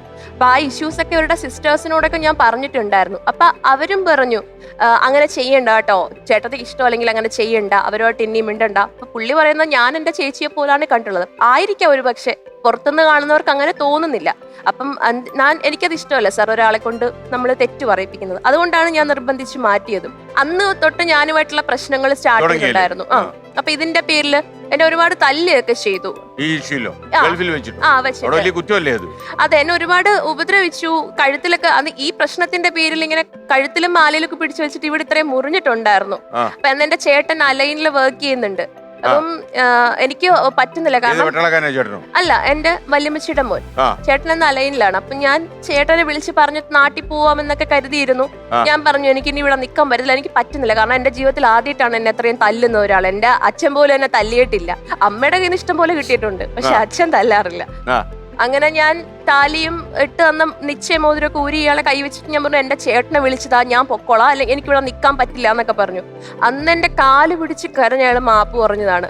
അപ്പൊ സ്വന്തം ഭർത്താവ് നമ്മുടെ കാല് പിടിച്ചു വരുമ്പം ഏതൊരു പെണ്ണായാലും മനസ്സലിഞ്ഞു പോകത്തില്ല. അപ്പൊ ഞാൻ ഓക്കെ ക്ഷമിച്ചു. തെറ്റ് ചെയ്താലും ചെയ്തില്ലേലും അയാൾ അത്രയും പറഞ്ഞത് കൊണ്ട് ഞാൻ ക്ഷമിച്ചു, മുന്നോട്ട് തന്നെ പോയി. അവരുടെ സിസ്റ്റേഴ്സ് ഒരുപാട് പറഞ്ഞു ഇനി അങ്ങനെ ചെയ്യരുത്, എനിക്ക് ഇഷ്ടമല്ലാത്ത കാര്യങ്ങളൊന്നും ചെയ്യരുത്.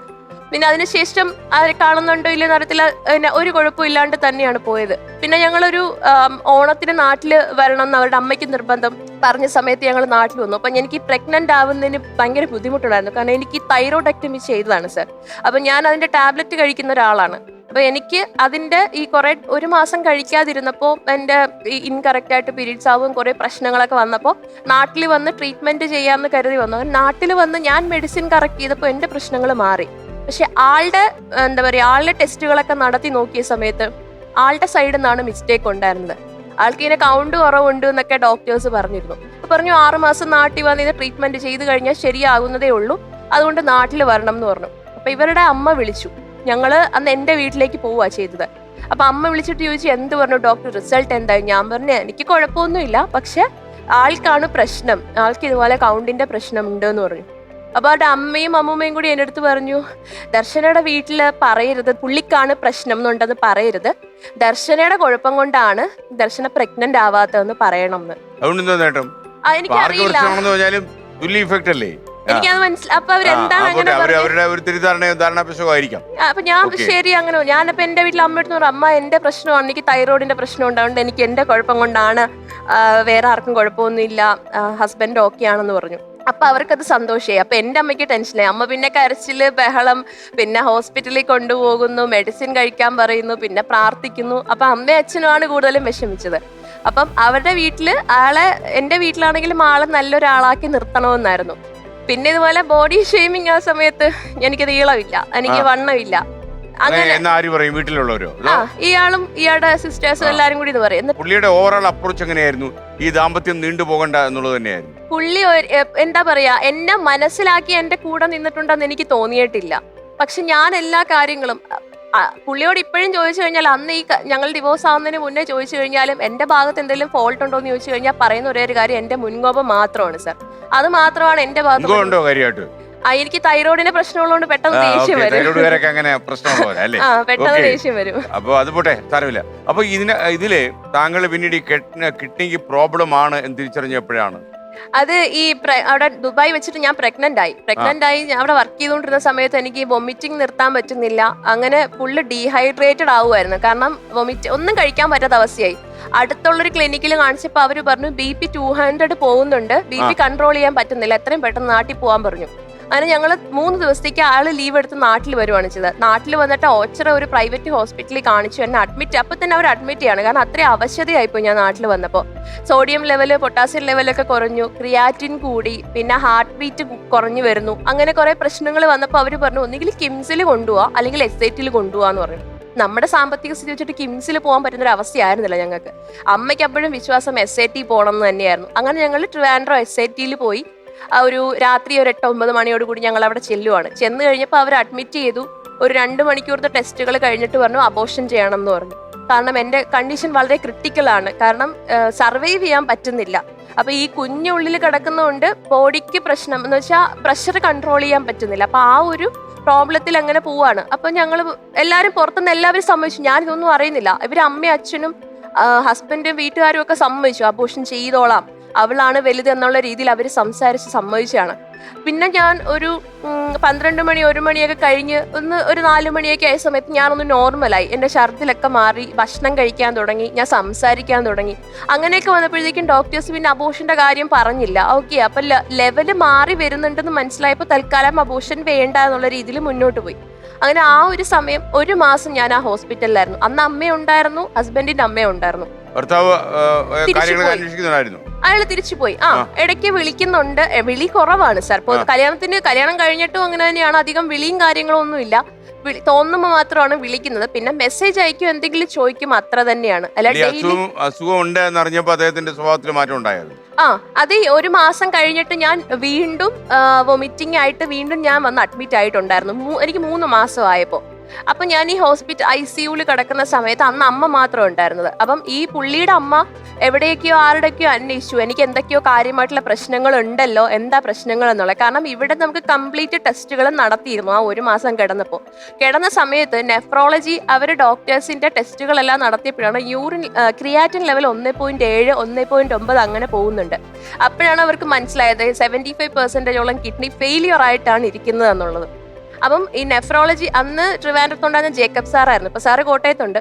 അപ്പൊ ആ സാർ അന്ന് പറഞ്ഞിട്ടുണ്ടായിരുന്നത്, ദർശന ഇങ്ങനെ പോവുകയാണെന്നുണ്ടെങ്കിൽ, പ്രഗ്നൻസി കണ്ടിന്യൂ ചെയ്യുവാണെന്നുണ്ടെങ്കിൽ BP അണ്ടർ കൺട്രോൾ ചെയ്യാൻ പറ്റത്തില്ല, കിഡ്നി വീണ്ടും കംപ്ലീറ്റ് ഫെയിലിയർ ആയി പോകും, പിന്നെ നിങ്ങൾക്ക് ഡയാലിസിസ് ചെയ്യണം, ട്രാൻസ്പ്ലാന്റ് ചെയ്യണം, ഈ അവസ്ഥയിലൊക്കെ ആയിരിക്കും പോകുന്നത്. ഇപ്പൊ ഇങ്ങനെ 1.7 2.3 അങ്ങനെ മാറിയും കുറഞ്ഞും ഒക്കെ നിൽക്കുന്നത് കൊണ്ട് ഞങ്ങൾക്ക് ഇതിനകത്തൊരു ഉറപ്പ് പറയാൻ പറ്റില്ല എന്ന് പറഞ്ഞു. പക്ഷെ നമ്മള് ഗൈനക്കിന്റെ ഡോക്ടേഴ്സ് പറഞ്ഞു കൺസെന്റ് എല്ലാവരെയും സൈൻ ചെയ്യിപ്പിക്ക്, അബോർഷൻ ചെയ്തിട്ടേ കാര്യമുള്ളൂ. കാരണം ഇനി ഈ കുഞ്ഞിനെ ഉള്ളിൽ കൊണ്ടു നടന്നു കഴിഞ്ഞാൽ പ്രഷർ കൺട്രോൾ ചെയ്യാതെ കിഡ്നിയും കൂടെ കംപ്ലീറ്റ് പോകുമെന്ന് പറഞ്ഞു. അപ്പൊ അന്ന് എന്നെ അബോർഷൻ വാർഡിലേക്ക് എന്നെ വിടുകയാണ് ചെയ്തത് നമ്മളെ SIT ഡോക്ടേഴ്സ്. പക്ഷെ അബോർഷൻ വാർഡിൽ ചെന്നപ്പോൾ അവിടെ ഉണ്ടായിരുന്ന റെജി എന്ന് പറഞ്ഞൊരു സാറ്, പുള്ളി ഇൻഫെർട്ടിലിറ്റിയുടെ ഡോക്ടറായിരുന്നു. അപ്പൊ പുള്ളി പറയുന്നത്, ഞാൻ കുഞ്ഞുങ്ങളില്ലാത്തവർക്ക് വേണ്ടി കുഞ്ഞിനെ കൊടുക്കുന്നു, ഞാനൊരു കുഞ്ഞിനെ എങ്ങനെയാ കൊല്ലും ദർശന, എനിക്കിത് പറ്റില്ല, തിരിച്ചു പൊക്കോളാൻ പറഞ്ഞിട്ട് സാർ എന്നെ തിരിച്ചു വിടുക ചെയ്തത്. സാറ് പറഞ്ഞു ഞാനത് ചെയ്യില്ല എന്ന് പറഞ്ഞു, അബോർഷൻ ചെയ്യില്ല എന്ന് പറഞ്ഞു. ഞാൻ തിരിച്ചു വന്ന് ഡോക്ടറിനോട് സംസാരിച്ചപ്പോൾ പറഞ്ഞു നമുക്കൊന്നും ചെയ്യാൻ പറ്റില്ല ദർശന, എല്ലാ ഡോക്ടേഴ്സിന്റെയും കൺസെന്റ് എടുക്കണം. അങ്ങനെ ഞങ്ങൾ മെഡിക്കൽ കോളേജിൽ എല്ലാ ഡോക്ടേഴ്സിന്റെയും ടെസ്റ്റുകൾ നടത്തി കൺസെന്റ് എടുത്തു. എല്ലാവരും കൺസെന്റ് വന്നു അബോർഷൻ ചെയ്യാൻ വേണ്ടിയിട്ട്. പക്ഷെ നെഫ്രോളജിയിൽ കൺസെന്റ് എനിക്ക് കിട്ടിയില്ല. അന്ന് അവിടെ ആൻഡോ എന്ന് പറഞ്ഞിട്ടൊരു സാറായിരുന്നു. അത് 6 മാസത്തേക്ക് സാറ് വന്നതാണ് അവിടെ കോഴ്സ് ചെയ്യാൻ വേണ്ടിയിട്ട്. അന്ന് ആ സാറാണ് എന്നെ കൗൺസിൽ ചെയ്തിട്ടുണ്ടായിരുന്നു. സാർ എന്നെ മാത്രം വിളിച്ചുകൊണ്ട് പോയിട്ട് സാറിന്റെ വൈഫിന്റെ ഒരു അനുഭവം പറഞ്ഞിട്ടാണ് എന്നോട് സാറിന്റെ വൈഫിന് കുട്ടികളുണ്ടാവത്തില്ല എന്ന് പറഞ്ഞിട്ട് അവർക്ക് എത്രയോ വർഷം കഴിഞ്ഞിട്ടാണ് കുഞ്ഞുങ്ങളുണ്ടായത്. അതിൽ ഒരു കുട്ടി ഉണ്ടായി, കുറെ ഹൈ റിസ്ക് ആയിട്ട് തന്നെയായിരുന്നു. അപ്പം അതിനെ അവര് സൂക്ഷിച്ച് കൊണ്ടുവന്നുകൊണ്ട് അവർക്ക് ആ കുഞ്ഞിനെ കിട്ടി. ഇപ്പൊ എന്നോട് ഡോക്ടർ പറഞ്ഞത് ദർശനയ്ക്ക് ഈ കുഞ്ഞിനെ കളയണമെങ്കിൽ കളയാം, പക്ഷെ ദർശനയ്ക്ക് ഇനി ഒരു കുഞ്ഞു വേണമെന്ന് വിചാരിച്ച് നടക്കില്ല. കാരണം ദർശനയുടെ കിഡ്നി ഓൾറെഡി ഫെയിലിയർ ആയിട്ടിരിക്കുവാണ്, BP-യുടെ പ്രശ്നങ്ങളുണ്ട്. അപ്പൊ ഇതൊക്കെ ഇനി മുന്നോട്ട് ദർശനയുടെ കൂടപ്പിറപ്പായിരിക്കും. അപ്പൊ ദർശനയ്ക്ക് ഇനി ഒരു കുഞ്ഞിനെ ക്യാരി ചെയ്യാന്നുള്ളത് പോസിബിൾ അല്ല. ഇതിൽ നമുക്ക് എന്തെങ്കിലും ചേഞ്ചസ് ദൈവം ദർശനയ്ക്ക് വരുത്തുവാണെങ്കിൽ നമുക്കിത് കണ്ടിന്യൂ ചെയ്യാന്ന് പറഞ്ഞു. അപ്പൊ എന്നോട് ചോദിച്ചു ലാസ്റ്റ് വീക്കിലെ ക്രിയാറ്റിൻ എത്ര? ഞാൻ പറഞ്ഞു 1.3 ആണ് സാർ. അങ്ങനെയാണെങ്കിൽ ദർശന ഞാൻ കൺസെന്റ് തരുന്നില്ല, ദർശന ഇത് കണ്ടിന്യൂ ചെയ്യണമെന്നേ പറയത്തുള്ളൂ. അങ്ങനെ സാർ അവിടുന്ന് ഈ പ്രഗ്നൻസി കണ്ടിന്യൂ ചെയ്യാന്ന് എഴുതി തന്നു. ജേക്കബ് സാറിനെ കൊണ്ടും അവര് സൈൻ ചെയ്യിപ്പിച്ചു വന്നു. അങ്ങനെയാണ് നമ്മളെ ഗൈനക്കിലേക്ക് ചെന്നപ്പോൾ ഡോക്ടർ പറഞ്ഞു ഓക്കെ ദർശന അങ്ങനെ ഒരു ഹോപ്പ് ഉണ്ടെങ്കിൽ നമുക്ക് കണ്ടിന്യൂ ചെയ്യാം, പക്ഷെ ഇത് ഹൈ റിസ്ക് ആയിരിക്കും, ഇതിനിടയ്ക്ക് എന്തെങ്കിലും പ്രശ്നം വന്നാൽ ഞങ്ങൾ ഇനി പറയില്ല, ഞങ്ങൾ ഇത് അബോർഷൻ ചെയ്യത്തേ ഉള്ളൂ, ദർശനയ്ക്ക് ഹെൽത്തിന് എന്തെങ്കിലും പ്രോബ്ലം ഉണ്ടാവുകയാണെങ്കിൽ ഞങ്ങൾ മുന്നോട്ട് വെച്ചുകൊണ്ട് പോകാൻ സമ്മതിക്കില്ല എന്ന് പറഞ്ഞു. അങ്ങനെ തീരുമാനം എടുത്തുകൊണ്ട് ഒരു കുഞ്ഞിന്റെ അമ്മയായി. അതെ, അങ്ങനെ തീരുമാനം എടുത്തെങ്കിൽ സാർ എല്ലാ മാസവും ഞാൻ ഹോസ്പിറ്റലിൽ അഡ്മിറ്റ് ആവും. കാരണം ഇതുപോലെ ഹെൽത്ത് ഇഷ്യൂസ് ഉണ്ട്, വൊമിറ്റിംഗ് ആണ് കൂടുതലും, വൊമിറ്റിങ്ങും BP-യും കൂടുതലും ഒരുപാട് എന്നെ തളർത്തിയിട്ടുണ്ട്. ഫിസിക്കലി ഞാൻ വീണിട്ടുണ്ടെങ്കിൽ ഈ വൊമിറ്റിംഗ് വന്ന് ഞാൻ വീഴുന്നതോ അല്ലെങ്കിൽ BP കൂടി ഞാൻ താഴെ പോകുന്നു. പക്ഷെ ഞാൻ അന്നേരം മെന്റലി സ്ട്രോങ് ആണ്, പക്ഷെ എന്നെ മെന്റലി അവർ ടോർച്ചർ ചെയ്യുന്നുണ്ടായിരുന്നു. മെന്റലി ഞാൻ സ്ട്രോങ് ആവണമല്ലോ, കാരണം എനിക്കറിയാം എന്റെ കൂടെ എന്റെ കുഞ്ഞു മാത്രമേ കാണുള്ളൂ എന്ന് എനിക്കൊരു ഉൾവിളി ഉണ്ടായിരുന്നു. കാരണം ഈ ഞാൻ ഹോസ്പിറ്റലിൽ 3 മാസം ICUവിൽ കിടക്കുന്ന സമയത്ത് പുള്ളിയുടെ അമ്മ വന്നിട്ട് എൻ്റെ അമ്മയോട് ICUവിന്റെ ഫ്രണ്ടിൽ വെച്ചിട്ട് വഴക്കുണ്ടാക്കി. നിങ്ങളുടെ മോളെ കെട്ടിച്ചു വിടുന്നതിന് മുമ്പ് നിങ്ങളുടെ മോൾക്ക് അസുഖം ഉണ്ടായിരുന്നു നിങ്ങൾക്ക് അറിയായിരുന്നു അല്ലേ, നിങ്ങളെ മോളെ കൊണ്ടുപോയിട്ട് ഓപ്പറേഷൻ ചെയ്തിട്ടുണ്ടായിരുന്നില്ലേ, ഒരു കിഡ്നി എടുത്ത് മാറ്റിയിട്ടുണ്ടായിരുന്നില്ലേ, ഞങ്ങൾ ഇങ്ങനെയൊക്കെ അറിഞ്ഞല്ലോ, നിങ്ങൾ ഞങ്ങളെ ചതിക്കായിരുന്നു, ഇതൊക്കെ മറച്ചു വെച്ച് കല്യാണം നടത്തിയെന്ന് പറഞ്ഞിട്ട് അന്ന് അമ്മയായിട്ടാണ് അവർ പുറത്തുനിന്ന് പ്രശ്നം ഉണ്ടാക്കിയത്, ഏറ്റുമുട്ടിയത്. നല്ല യുദ്ധമായിരുന്നോ? ഇല്ല, ഇങ്ങനെ ആ ഒരു അവസ്ഥയിൽ സംസാരിച്ചപ്പം ഞാനും അങ്ങ് വല്ലാതായി. നമ്മളങ്ങനെ ഒരു കാരണം ചെയ്തിട്ടുണ്ടോ? ചെയ്തിട്ടില്ല. കാര്യം ഈ ഇങ്ങനെ കിഡ്നിയിൽ കല്ലെന്നുള്ളതേ ഉള്ളൂ, അല്ലാതൊരു വേറൊരു മാരകമായ രോഗമല്ല, അതൊരു ദാമ്പത്യം. നമ്മുടെയൊക്കെ ശരീരത്തിൽ തിരിവുണ്ട് കല്ല്, കല്ല് എവിടെ ഇല്ലാത്തപ്പോ. എന്നിട്ട് അപ്പൊ അങ്ങനെ എന്റെ ബന്ധുക്കൾ തന്നെയാണ് പറഞ്ഞു കൊടുത്തതെന്ന് പറഞ്ഞിട്ട് ഇവര് വന്ന് സംസാരിച്ചു. അപ്പൊ ഇവര് മോനോട് ചോദിച്ചു എന്റെ വയറ്റില് സർജറി ചെയ്ത പാടുണ്ടോന്ന് അവര് ചോദിച്ചു. അപ്പൊ അയാള് പറഞ്ഞു ഇല്ല അങ്ങനെയൊന്നും ഇല്ല. അപ്പൊ കാരണം ഇവൻ അറിഞ്ഞത് അങ്ങനെയാണ്, അങ്കമാലിയിൽ എവിടെയോ പോയി ഞാൻ സർജറി നടത്തി കിഡ്നി ആൾക്കാരുണ്ടല്ലോ. അതെ അതെ, അവര് ഞാൻ പോലും അറിഞ്ഞില്ല കിഡ്നി എടുത്ത് മാറ്റിയത്. അപ്പം അതുപോലും അവരുടെ മകനോട് പോയി ചോദിച്ചു എന്റെ വയറ്റില് സർജറി ചെയ്ത പാടുണ്ടോ എന്ന് അറിയാൻ വേണ്ടി സ്വന്തം മോനെ വിളിച്ച് ചോദിച്ചതാണ് അവര്. ദർശനയ്ക്ക് പോകാൻ പറ്റിയില്ലായിരുന്നു. ഞാൻ അവരോട് കല്യാണം കഴിഞ്ഞ സമയത്ത് ഞാൻ അങ്ങനെയൊന്നും ഇല്ലായിരുന്നു, ഞാൻ എന്റെ അങ്ങനെയൊന്നും വേണ്ടി വന്നില്ല. എന്തോ അവര് ഞാൻ ചെന്ന സമയത്തൊക്കെ എന്നോട് നല്ല സ്നേഹമൊക്കെ ആയിരുന്നു, എനിക്ക് അവിടെ നിൽക്കാനാണ് ഇഷ്ടം. എന്റെ വീട്ടിൽ പോലും ഞാൻ പോയില്ല, പോയാലും ഞാൻ വൈകിട്ട് തിരിച്ചു വരുമായിരുന്നു. അപ്പൊ അതെ അതെ, ഈ രോഗത്തോട് കൂടിയിട്ടാണ് പ്രശ്നങ്ങൾ തുടങ്ങിയത്. അപ്പം അത് ഭർത്താവ് തന്നെ പറയുന്നത് നീ ഇതെല്ലാം മറച്ചു വെച്ചിട്ടല്ലേ ഈ കല്യാണം അങ്ങനെ ഉണ്ടായിരുന്നു, സർജറി ചെയ്തു. അപ്പൊ എന്റെ അടുത്ത് ചോദിച്ചു അങ്ങനെയൊക്കെ ഉണ്ടായിരുന്നോ? ഞാൻ പറഞ്ഞു എന്റെ വയറ്റിൽ പാടുണ്ടെങ്കിൽ നിങ്ങൾക്ക് കണ്ടൂടെ, അങ്ങനെ ഇല്ലായിരുന്നു എന്ന് അറിയില്ലേ? അപ്പൊ പിന്നെന്തിനാ അവരിങ്ങനെ പറയുന്നത്? ഒന്നുമില്ലാതെ അവര് പറയുന്നത്. ഒരുപാട് ഡോക്ടേഴ്സിനെ കണ്ട ആളല്ലേ, ഒരു ഡോക്ടറോട് ഇദ്ദേഹത്തിനെ കൊണ്ട് സംസാരിപ്പിച്ചു കഴിഞ്ഞാൽ ഇദ്ദേഹത്തിന് വിശ്വാസമാവത്തില്ലായിരുന്നു. നമ്മൾ അവിടെയുള്ള ഡോക്ടേഴ്സ് തന്നെ സംസാരിക്കാൻ റെഡിയായിരുന്നു, പക്ഷെ ആള് നാട്ടിലില്ലല്ലോ സാർ, ആൾ അവിടെ തന്നെയായിരുന്നു. സംസാരിക്കത്തില്ല, ഫോണിൽ ഇങ്ങനെ സംസാരിക്കില്ല, ചാറ്റ് ചെയ്യുമ്പോഴാണ് പറയുന്നത്. എന്നിട്ട് അന്ന് ഈ ഞാൻ വാർഡിലേക്ക് വന്ന് ഞാനൊന്ന് റിക്കവറായി വാർഡിലേക്ക് വന്ന സമയത്താണ് ഈ കാര്യം ചോദിച്ച് എന്നോട് ചാറ്റ് ചെയ്യുന്നത്. അപ്പൊ എന്നോട് പറഞ്ഞു സത്യമാണ് ഞാൻ പറഞ്ഞത്, ഇങ്ങനൊന്നും ഉണ്ടായിട്ടില്ല എന്ന് പറഞ്ഞപ്പോ എന്റെ അടുത്ത് അയാൾ പറഞ്ഞ കാര്യം എന്ന് വെച്ച് കഴിഞ്ഞാല് നീ ഇനി സത്യം പറഞ്ഞാലും ഞാനത് വിശ്വസിക്കില്ല. എന്താ അയാളുടെ അമ്മയും പെങ്ങന്മാരും പറയുന്നതാണ് അയാൾക്ക് അത് വിശ്വസിക്കണം അദ്ദേഹത്തിന്. അത് വിശ്വസിക്കും.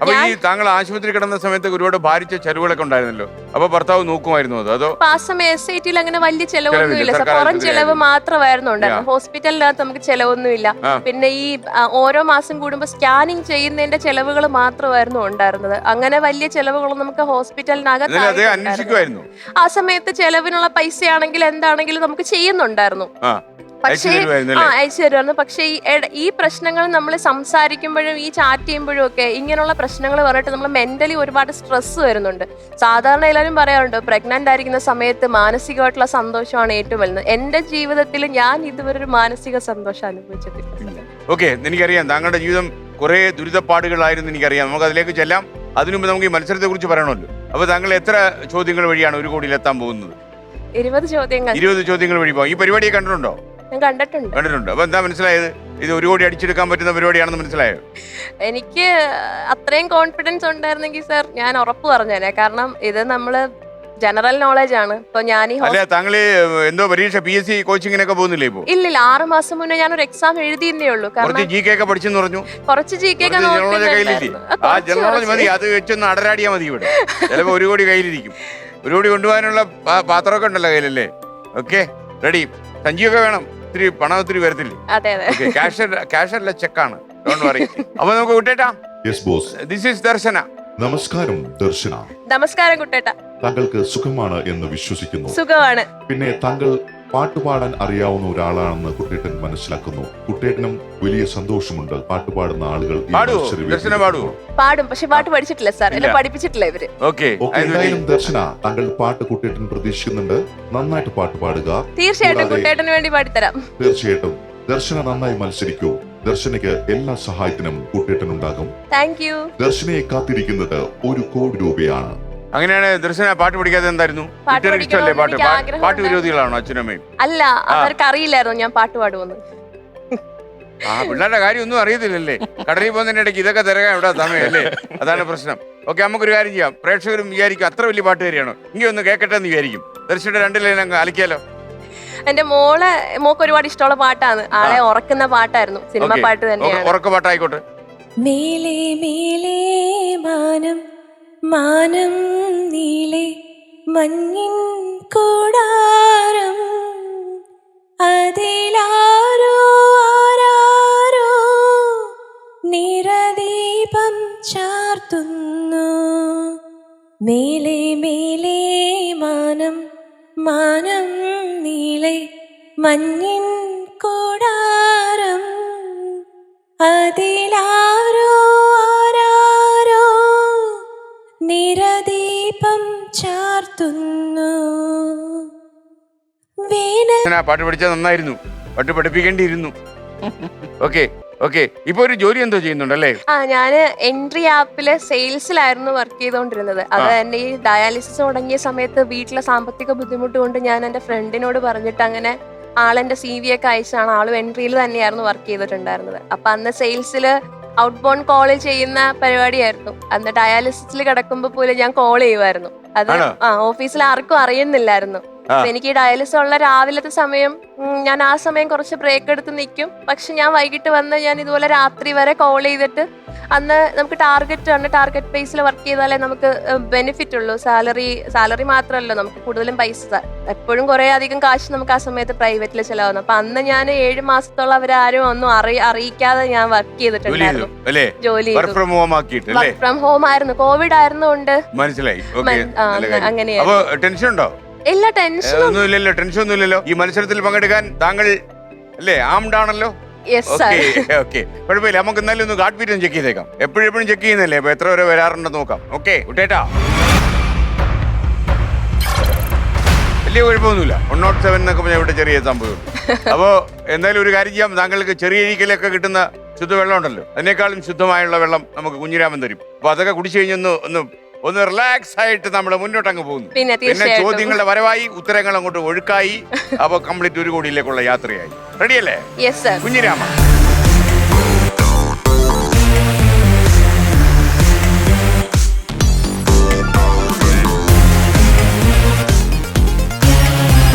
കുടിക്കുക, ഒരു കളി കുടിച്ച് നല്ല ഐശ്വര്യമായിട്ട് അങ്ങോട്ട് തുടങ്ങുക.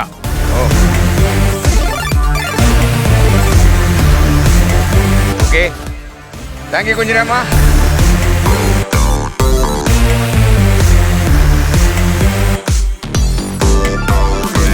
നിങ്ങൾ ഈ വെള്ളത്തിൽ ജീവിച്ചവരായോണ്ട് ഈ കുഞ്ഞിരാമന്റെ വെള്ളം തരണ്ടെന്ന് ചോദിച്ചു. പക്ഷെ ഒരു കുറവ് പോലെ വരും നമ്മൾ മത്സരിക്കുമ്പോഴേ.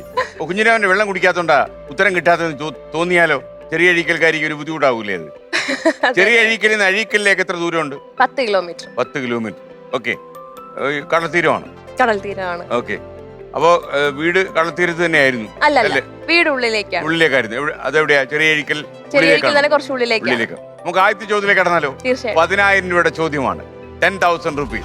മോർണിംഗ്.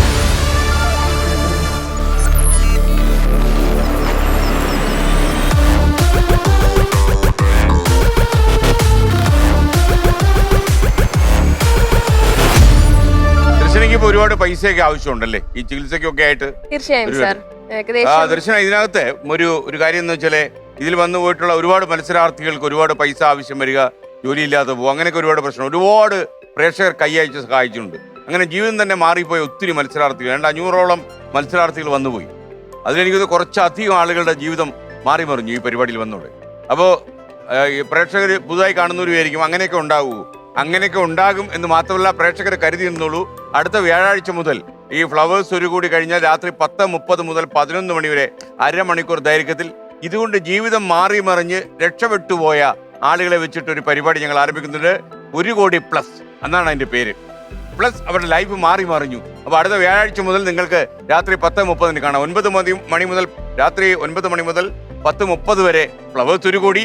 അത് കഴിഞ്ഞാൽ ഫ്ലവേഴ്സ് 1 കോടി കൊണ്ട് ജീവിതം മാറി മറിഞ്ഞവരുമായി നമ്മുടെ അന്വേഷണമാണ്. എങ്ങനെയൊക്കെ മാറി മറിഞ്ഞു, ഇപ്പോഴവരുടെ ജീവിതം എന്താണ്, ചില കടുത്ത ദുഃഖങ്ങളിൽ പെട്ടുപോയ ചില മത്സരാർത്ഥികൾ ഇന്ന് അനുഭവിക്കുന്ന സന്തോഷത്തിന്റെ നിമിഷങ്ങളുമായി ഫ്ലവേഴ്സിന്റെ 1 കോടി പ്ലസ് രാത്രി 10:30 മുതൽ.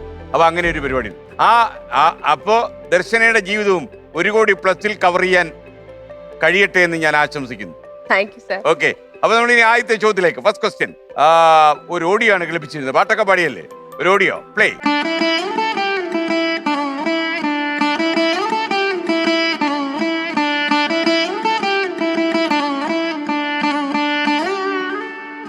കേട്ടല്ലോ ചോദ്യം. ഇനി ചോദ്യത്തിലേക്ക് വരികയാണ്. ഏത് സംഗീതോപകരണം കൊണ്ടാണ് വെട്ടം എന്ന ചിത്രത്തിലെ ഈ ഗാനം പുനഃസൃഷ്ടിച്ചിരിക്കുന്നത്? Option A veena, option B guitar, option C nadaswaram, option D violin, option E santoor. Sir option A veena. വീണയുടെ ശബ്ദം കേട്ടാൽ മനസ്സിലാവൂ? തീർച്ചയായിട്ടും. ഇൻസ്ട്രുമെന്റൽ മ്യൂസിക്കിലൊക്കെ താല്പര്യമുണ്ടോ? ഇൻസ്ട്രുമെന്റ് ഗിത്താർ പഠിക്കണമെന്ന് നല്ല ആഗ്രഹമുണ്ട്. ഇപ്പൊ ഗിറ്റാർ പഠിക്കണമെന്ന് ആഗ്രഹമുണ്ട്. എന്താ പ്രശ്നം? പൈസ ഇല്ലാത്താണോ? അവര് പഠിപ്പിക്കുന്നതെന്ന് എനിക്ക് അറിയത്തില്ല. ഞാൻ പറഞ്ഞു കഴിഞ്ഞാൽ ഇപ്പൊ ഈ അസുഖത്തിനിടയ്ക്ക് ഇതൊന്നും വേണ്ട എന്ന് പറയും. അതൊക്കെ വേണം. ഈ അസുഖത്തിനിടയ്ക്ക് ഇതൊക്കെയാ വേണ്ടത്. ഓക്കെ, നമ്മൾ ഈ രോഗാതുരമായൊരു മനസ്സിൽ നിന്ന് രക്ഷപ്പെടണമെങ്കിൽ നമുക്ക് രോഗത്തിനപ്പുറമുള്ള ചില കാര്യങ്ങൾ ചെയ്യണം. അതൊക്കെ ചെയ്യണം. കടലിൽ പോകുന്ന മണിക്കൂർ കുറച്ച് കൂട്ടിക്കോളൂ. ഇതിൽ കൊണ്ടൊരു പാര വെക്കാനില്ലല്ലേ? ഓക്കെ, അപ്പൊ ദർശന ഓപ്ഷൻ എ വീണ. എനിക്ക് പൂട്ടാമോ? കൂട്ടാം സാർ. ഓക്കെ, യെസ്, പൂട്ടി. ശരിയായിരിക്കൂ? ശരിയായിരിക്കും. കാരണം ശരി. ഓക്കെ, 10,000 രൂപ കിട്ടിയിട്ടുണ്ട്. ഓക്കെ, ഇനി നമ്മൾ 20,000 രൂപയുടെ ചോദ്യത്തിലേക്ക് നമ്മൾ കടക്കുന്നു. അപ്പോ ഇങ്ങോട്ട് വരുമ്പോ, അതായത് ഇവിടുന്ന് ഒരു വിളി വന്നല്ലോ. എനിക്കറിയാം താങ്കൾ ഇതിന്റെ ഓഡിഷനിലൊക്കെ പങ്കെടുത്ത് തന്നെ വന്ന ആളാണെന്ന് എനിക്കറിയാം. ദർശന ഇവിടുന്ന് വിളി വന്നു. വിളി വന്നപ്പോ ദർശനയുടെ മനസ്സിൽ ദർശനം ചെയ്ത കാര്യം എന്താ? ഞാൻ പെട്ടെന്ന് ഈ ഫ്ലോറും സാറുമായിട്ടുള്ള ഒരു സംസാരമാണ് എന്റെ മൈൻഡിൽ പെട്ടെന്ന് ഓർമ്മ വന്നത്. ഉറക്കത്തിൽ കിടന്ന് എന്നെ തൊഴിക്കുന്നതായിട്ടൊക്കെ സ്വപ്നം കണ്ടോ? ഒരിക്കലും ഇല്ല. കാരണം ആ, സാറിന്റെ പല പ്രോഗ്രാമും കണ്ടിട്ടുണ്ട്. സാറിങ്ങനെ എന്താ പറയാ നിർത്താതെ ഇങ്ങനെ സംസാരിക്കുന്ന, സാറിൽ ഇടം കൊടുക്കാതെ സംസാരിച്ചു. എനിക്ക് സാറിനോട് സംസാരിച്ച് നിൽക്കാൻ പറ്റുന്നുള്ള പേടിയായിരുന്നു. അത് ഈയിടെക്കാളിൽ മണ്ടയ്ക്ക് അടിച്ച് നിർത്തിയിരിക്കുക. ഓക്കെ, അപ്പൊ എന്തായാലും സന്തോഷം ദർശനം ഇവിടെ വന്നതിൽ, കാണാൻ പറ്റിയതിലും. 20,000 രൂപയുടെ ചോദ്യത്തിലേക്ക് morning.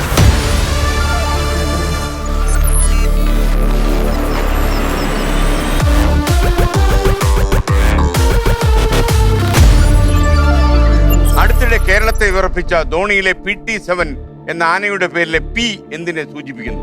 Option A plantation, option B pine, option C Pambadum Shola, option D power, option D Palakkad. Confused ആണ് ഞാൻ. ഞാൻ തന്നെ എത്രയോ തവണ മോർണിംഗിൽ പറഞ്ഞിട്ടുണ്ടെന്ന് അറിയാമോ ഈ PT7 എന്താണ്, PT7 എന്താണ്?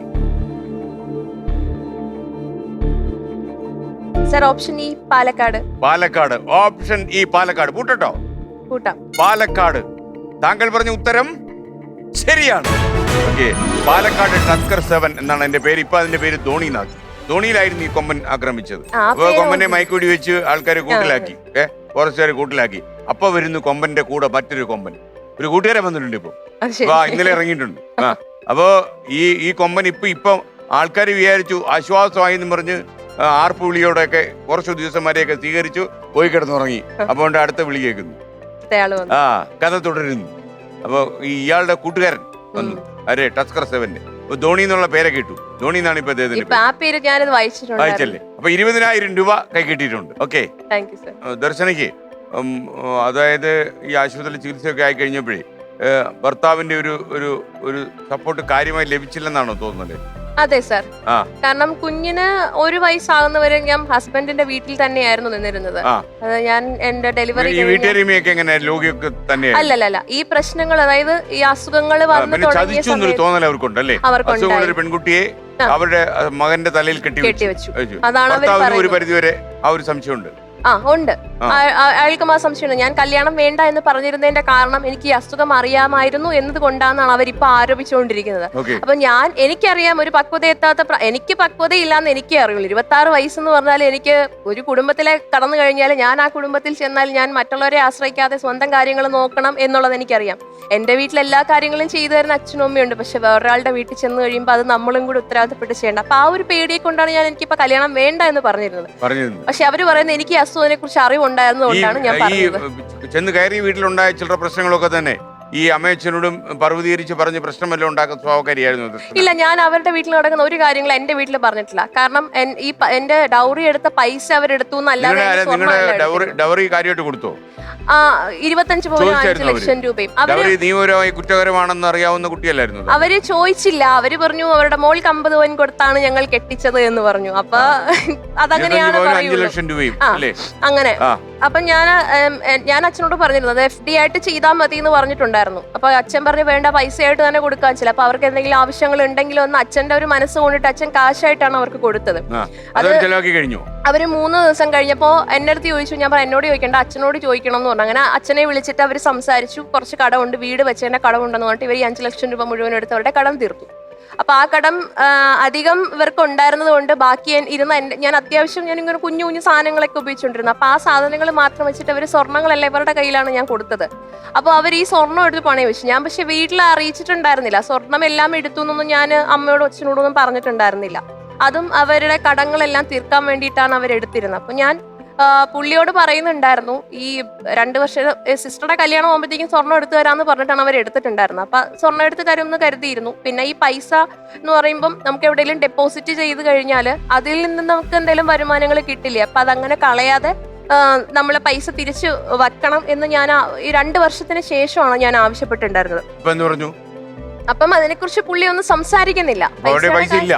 പൈസ ഇല്ല, അവരത് എടുത്ത് കടങ്ങൾ തീർത്താണ്. പൈസ ഒന്നും തന്നെ ഉണ്ടായിരുന്നില്ല.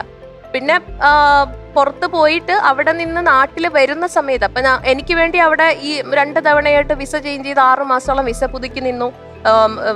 എന്താ പറയുക, ഫാമിലി വിസ എടുത്ത് നമ്മൾ തന്നെ പൈസ ചെലവാക്കി അവിടെ പോയിട്ട് ഒരു ജോലി ആയതിന് ഒരുപാട് വൈകിട്ടാണ്.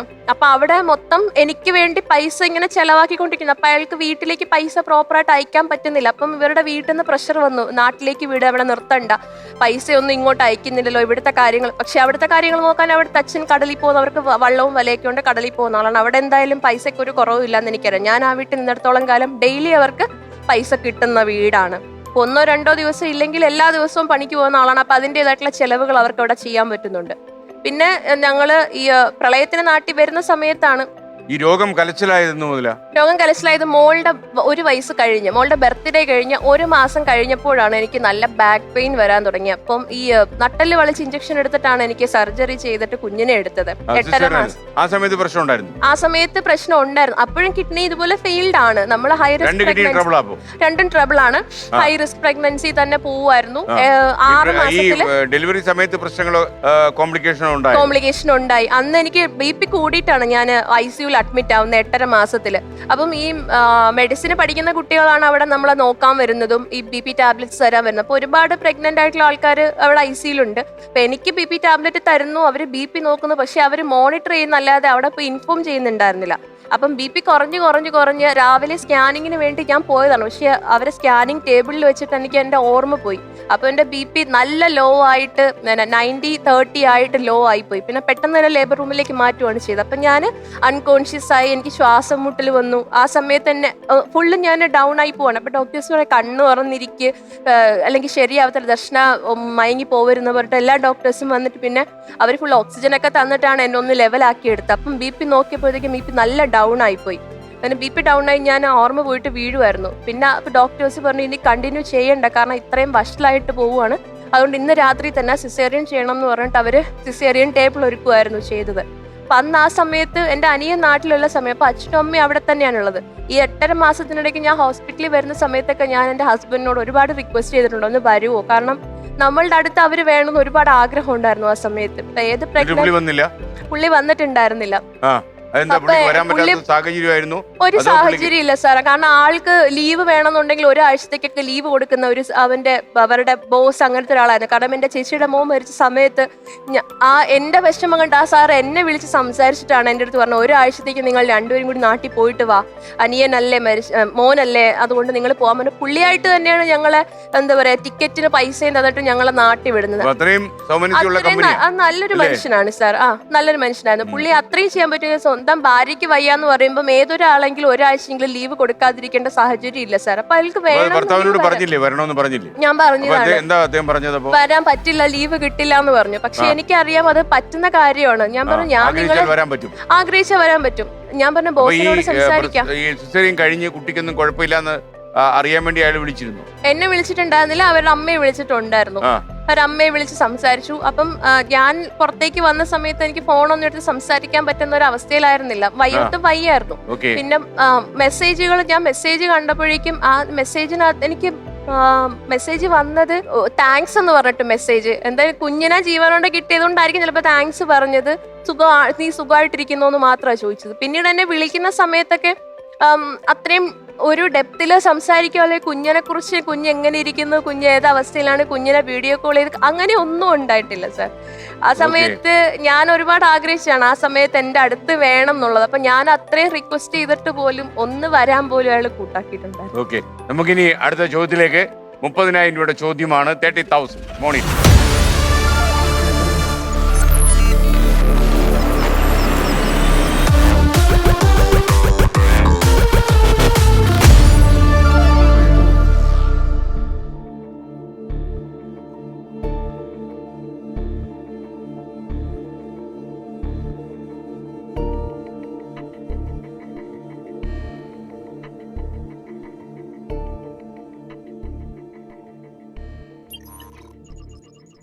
ഈ ചോദ്യത്തിലേക്കാണ്.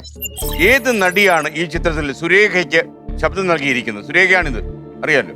അപ്പൊ option A Aranmula Ponnamma, option B Philomina, option C KPSC Lalitha, option D Jayabharathi, option E Sharada. Option C KPSC Lalitha. Lalitha ചേച്ചിയുടെ ശബ്ദമാണോ ഇത്? അതെ. ഉറപ്പാണോ? തീർച്ചയായിട്ടും. എനിക്ക് ഉറപ്പില്ല. താങ്കളുടെ ഉറപ്പിൽ ഞാൻ പൂട്ടുന്നു. പൂട്ടട്ടോ? 30,000 രൂപയുടെ ചോദ്യം. ഒരു ക്വസ്റ്റിന് കോസ്റ്റ്ലി അല്ലാത്തൊരു മറുപടി പറഞ്ഞു. അപ്പൊ ഇനിയിപ്പോ ഉത്തരം തെറ്റി പോകുമെന്നുള്ള ഭയമുണ്ടോ? ഇല്ല. ഉറപ്പാണോ? ശബ്ദം നല്ല പരിചിതമാണ്. ലളിത ചേച്ചിയുടെ ശബ്ദം എങ്ങനെ ഇത്രയും പരിചയമായത്?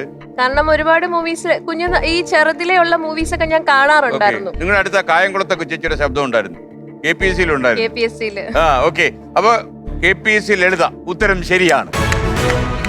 30,000. നമുക്ക് 40,000 അങ്ങ് പോയാലോ? ഇപ്പൊ ചൂടായിട്ട് അങ്ങ് പോയി കഴിഞ്ഞാൽ ചിലപ്പോ കാശ് കിട്ടിയാലോ? 40,000 മോണിറ്റർ.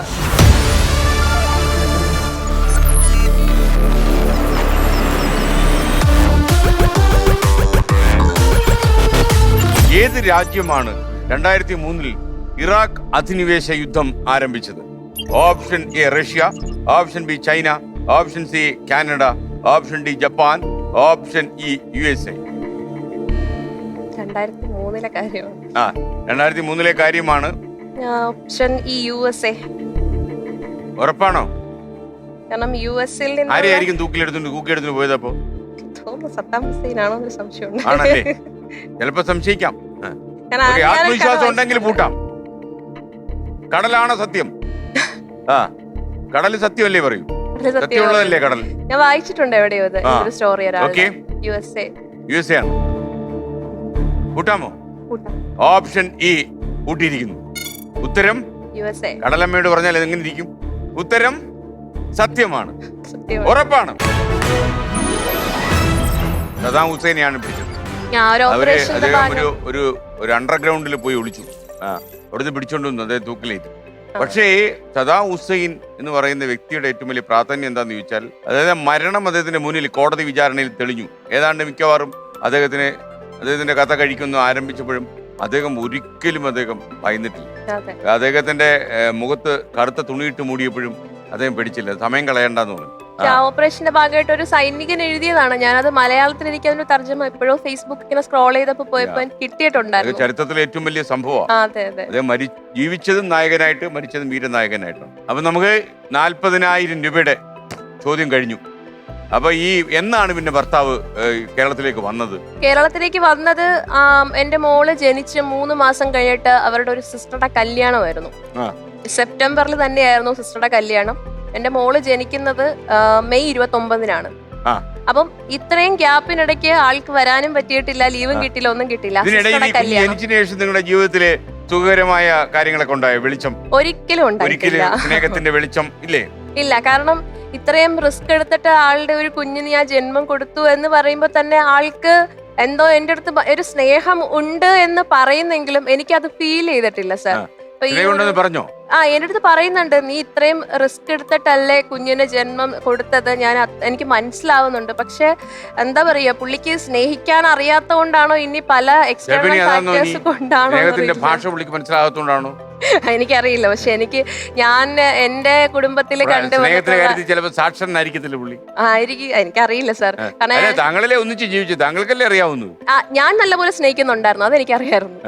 ഞാൻ അത്രയും സിൻസിയർ ആയിട്ട് തന്നെയാണ് കൂടെ നിന്നത്, എല്ലാ കാര്യങ്ങൾക്കും കൂടെ നിന്നിട്ടുണ്ടായിരുന്നു. അപ്പം എന്റെ ഫാമിലിയിൽ ഇപ്പൊ എന്റെ ഏട്ടന്മാരാണെങ്കിലും എന്റെ ചേച്ചിമാരാണെങ്കിലും എന്തിനു പറഞ്ഞു അച്ഛനും അമ്മയുടെ ഒക്കെ ആണെങ്കിലും തലമുണ്ടാവുമെങ്കിൽ അവർ ഇത്രയും നാള് സ്നേഹത്തോടു കൂടി ഇപ്പൊ ഇതൊക്കെ കണ്ടു വളർന്ന ഒരാളായതുകൊണ്ട് ഞാനും ആഗ്രഹിച്ചു എനിക്കും വരുന്നൊരു ഭർത്താവ് അങ്ങനെ തന്നെ ആയിരിക്കണം, നമ്മളെ മനസ്സിലാക്കി എല്ലാ കാര്യത്തിലും കൂടെ നിൽക്കുന്ന ഒരാളായിരിക്കണം എന്ന് ഞാൻ അത്രയും ഒരു പ്രതീക്ഷ, എനിക്ക് ആ ഒരു ഉറപ്പ് മാത്രമായിരുന്നു വേണ്ടത്. കാരണം മറ്റൊരു വീട്ടിലേക്ക് നമ്മള് ഒരു പരിചയമില്ലാത്തൊരു വീട്ടിലേക്ക് അവിടുത്തെ അറ്റ്മോസ്ഫിയറായിട്ട് ഇടപഴകി പോകുമ്പം നമുക്ക് ഒരുപാട് ബുദ്ധിമുട്ടുണ്ടാവും. എന്നിട്ട് ഞാൻ ഒത്തിരി അഡ്ജസ്റ്റ് ചെയ്ത് തന്നെ പോകാൻ ശ്രമിച്ചിട്ടുണ്ടായിരുന്നു. പക്ഷെ എനിക്ക് ആ ഒരു ഞാൻ ഉദ്ദേശിക്കുന്ന അല്ലെങ്കിൽ ഞാൻ ആഗ്രഹിച്ച പോലെ ഒരാളായിരുന്നില്ല. അദ്ദേഹം വീട്ടിൽ വന്നു. അപ്പൊ ഈ ചടങ്ങൊക്കെ ഇല്ലേ കുഞ്ഞൊക്കെ ഉണ്ടായി കഴിയുമ്പോൾ? കുഞ്ഞുണ്ടായിട്ട് നൂലുകെട്ട് ചടങ്ങ് നമുക്ക് നടത്തിയോ ഭർത്താവിന്റെ സാന്നിധ്യത്തില്?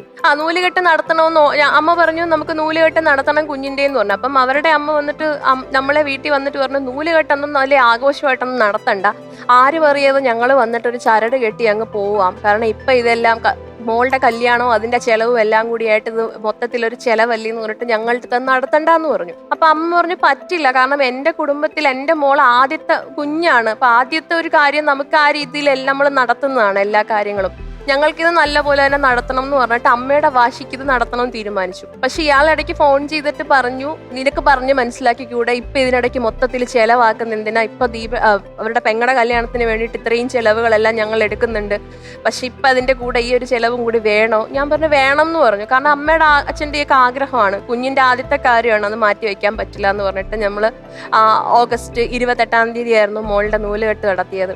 അപ്പൊ അവര് വന്നു, അവരുടെ കുറച്ച് ആൾക്കാർ വന്നു പങ്കെടുത്തു, എൻ്റെ ഫാമിലിയിൽ എല്ലാവരും ഉണ്ടായിരുന്നു. അത് നല്ല പോലെ തന്നെ കഴിഞ്ഞു. പിന്നെ ആള് നാട്ടിൽ വന്നത് കൊണ്ടും സിസ്റ്ററുടെ കല്യാണം ആയതുകൊണ്ടും അവരുടെ അനിയത്തി വന്ന് വിളിച്ചിട്ട് പറഞ്ഞു, ചേട്ടത്തിയും കൊച്ചും വരണം, ചേട്ടൻ പോകുന്നവരെ വീട്ടിൽ വേണം, കല്യാണത്തിന് എന്തായാലും വീട്ടിൽ വേണം എന്ന് പറഞ്ഞിട്ട് എന്നെ കൂട്ടിക്കൊണ്ടുപോവാ ചെയ്ത്.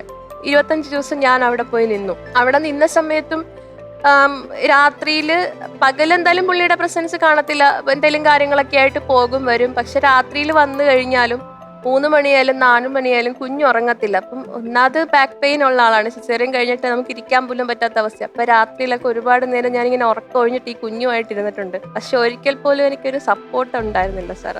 ആ ബെഡ്റൂമിൽ കിടക്കും ഊർക്കം വലിച്ച് ഉറങ്ങുമായിരുന്നു. ഞാൻ ഒത്തിരി പറഞ്ഞിട്ടുണ്ട്, കുഞ്ഞിനെ ഒന്ന് ഉറക്കുവോ, എനിക്ക് പറ്റണില്ല. പക്ഷെ നമുക്ക് ഇരിക്കാൻ പോലും പറ്റാത്തത്ര വേദനയാണ്.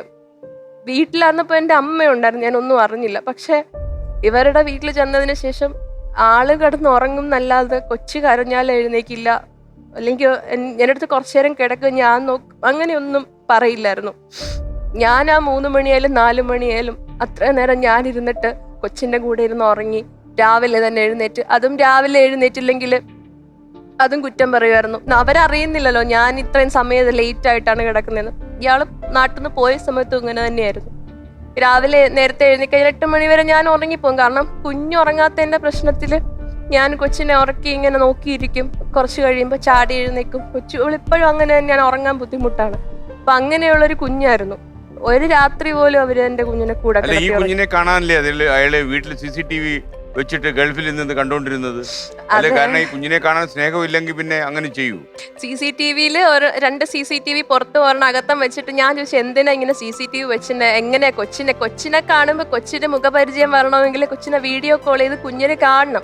നമ്മൾ ഫോൺ കാണിച്ചു കൊടുത്താലേ കുഞ്ഞിന് മനസ്സിലാവുള്ളൂ ഇത് അച്ഛനാണ് എന്ന് പറഞ്ഞു കൊടുക്കണമെങ്കിൽ ആള് വിളിക്കണ്ടേ. പക്ഷെ അങ്ങനെയൊന്നും വിളിച്ചിട്ടില്ല. വീഡിയോ കോൾ CCTV വെച്ച് അവിടെ എല്ലാരെയും കാണാനും കൊച്ചിനെ കാണാനും വേണ്ടിയിട്ടാണ് CCTV വെച്ചത്. കൊച്ചു അതിലേ കൂടി കിടക്കുന്നതും കളിക്കുന്നതും ഒക്കെ CCTV-യിൽ കാണാനും കൊച്ചിന്റെ ബഹളങ്ങളൊക്കെ കേൾക്കാനും പറ്റും. അത് ഫോണിൽ ആക്സസ് ചെയ്യാൻ പറ്റുന്നതാണ്. അപ്പം ഈ കുഞ്ഞിനെ കാണാൻ വേണ്ടിയിട്ടാണ്, എന്റെ കൊച്ചിനെ കാണാൻ വേണ്ടിയിട്ട് CCTV വെക്കണമെന്ന് പറയാൻ പറഞ്ഞു. ഞാൻ പറഞ്ഞു അങ്ങനെ വെച്ചിട്ട് കൊച്ച് അച്ഛൻ എവിടെയെന്ന് വെച്ചാൽ ഈ CCTV-യിൽ അച്ഛനുണ്ടെന്ന് പറഞ്ഞാൽ കൊച്ചു എന്താ വിചാരിക്കുക? CCTV നോക്കുമ്പോളെ അതാ അച്ഛനെന്ന് പറഞ്ഞാൽ കൊച്ചു എന്ത് കരുതും സാർ? ഫോണിൽ പോലും വിളിച്ച് കുഞ്ഞിനെ അങ്ങനെ അത്ര ഫേസ് കണ്ടിട്ടില്ല. അപ്പൊ നമുക്കിനി 1.5 ലക്ഷം രൂപയുടെ ചോദ്യം 50,000. നമുക്കിനി അടുത്ത ലെവലാണ് കുട്ടേട്ടാ, ലെവൽ 2. ലെവൽ 2.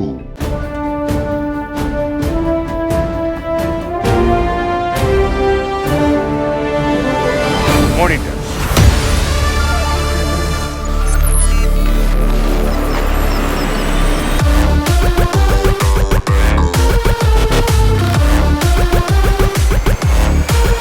അങ്ങോട്ട് നോക്കുള്ള ഒരു സ്റ്റിൽ കാണിച്ചു തരാം.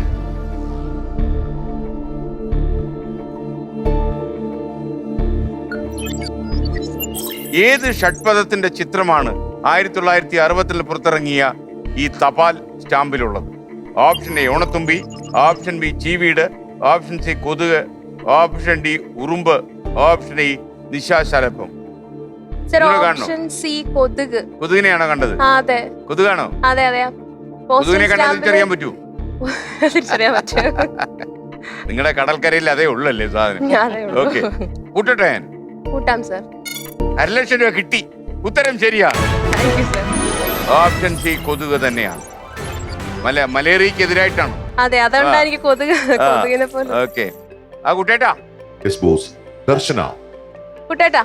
ദർശനയ്ക്ക് 50,000 രൂപ കിട്ടിയ സന്തോഷത്തിൽ കുട്ടേട്ടന് ഒരു കാര്യം ചോദിക്കാനുണ്ട്. ചോദിക്കൂ കുട്ടേട്ടാ. താങ്കളുടെ കുട്ടിക്കാലത്ത് താങ്കൾ ഒരു പ്രവചനം നടത്തി, അത് കൃത്യമായി എന്ന് കുട്ടേട്ടൻ മനസ്സിലാക്കുന്നു. താങ്കളുടെ വീട്ടിൽ ഒരു ആൺകുട്ടി ജനിക്കുമെന്നും ആ ആൺകുട്ടിക്ക് ഉണ്ണിക്കുട്ടൻ എന്ന് പേരിടും എന്നും താങ്കൾ പ്രവചിച്ചു. അങ്ങനെ പ്രവചിച്ചോ? പ്രവചിച്ചു. അതാ എന്നെക്കാളും കൂടുതൽ പറയാൻ പറ്റുന്നത് അമ്മയ്ക്കാണ്. അങ്ങനെ എന്തായിരുന്നു അമ്മയുടെ പ്രവചനമായിരുന്നു അത്?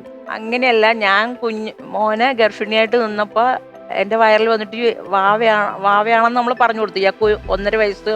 എന്നോട് പറയണം, അമ്മ എന്റെ ഉണ്ണിക്കുട്ടൻ വാവയാണ്, അമ്മയുടെ വയറ്റിൽ എന്റെ ഉണ്ണിക്കുട്ടനാണോ എന്ന്. ഞാൻ പറഞ്ഞ ആണോ, നീ തീരുമാനിച്ചോ? അപ്പൊ പറഞ്ഞു ആന്ന്. സംസാരിക്കാനായ ഒരു പ്രായമായപ്പോ പറഞ്ഞു.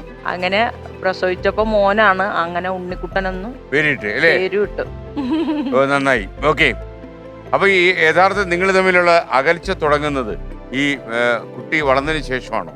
ഞങ്ങൾ തമ്മിൽ അകൽച്ച തുടങ്ങുന്നത് തന്നെ ഈ പ്രഗ്നൻസിയിൽ ഇതൊക്കെ അറിയുന്ന സമയം മുതലാണ്. കിഡ്നി ഫെയിലിയർ ആണ് എന്നൊക്കെ അറിയുന്ന സമയം മുതലാണ്. അദ്ദേഹം ഗൾഫിലേക്ക് പോയി CCTV വെച്ചു, അദ്ദേഹം കണ്ടു തുടങ്ങി, സംസാരമൊക്കെ ആയി അല്ലേ? സ്നേഹം CCTV വഴി പടരാൻ തുടങ്ങി അല്ലേ? അതെ.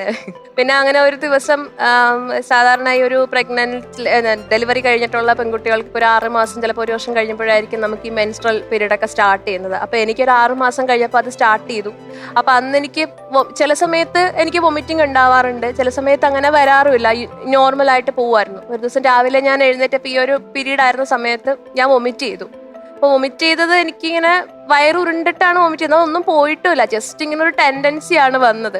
ഞാൻ കിച്ചണിലേക്ക് വന്നു ചായ കുടിക്കാൻ വേണ്ടിയിട്ട്, മോളുറങ്ങി കിടക്കുമായിരുന്നു, ചായ കുടിക്കാൻ വേണ്ടി വന്നപ്പം ഇവരുടെ അമ്മ ചോദിച്ചു എന്ത് പറ്റിയെന്ന് ചോദിച്ചു. ഞാൻ പറഞ്ഞു വയ്യാത്തോണ്ടാ വൊമിറ്റ് ചെയ്തത് എന്ന് പറഞ്ഞു. പറയാ എനിക്ക് മനസ്സിലായി എന്തുകൊണ്ടാന്ന്. അല്ലെങ്കിലും അസുഖമുള്ള പെൺകുട്ടികളെ ഈ അച്ഛനും അമ്മയും കെട്ടിച്ചു വിടാൻ പാടില്ലായിരുന്നു.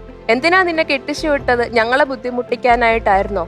രോഗമുള്ളവരൊന്നും കല്യാണം കഴിക്കാനും കൊച്ചുങ്ങളെ ഉണ്ടാക്കാനും നടക്കാൻ പാടില്ല, വീട്ടിൽ തന്നെ ഇരിക്കണമായിരുന്നു എന്ന് അന്ന് അവരെൻ്റെ അടുത്ത് ഭയങ്കര ദേഷ്യപ്പെട്ട് പറഞ്ഞ കാര്യമാണ്.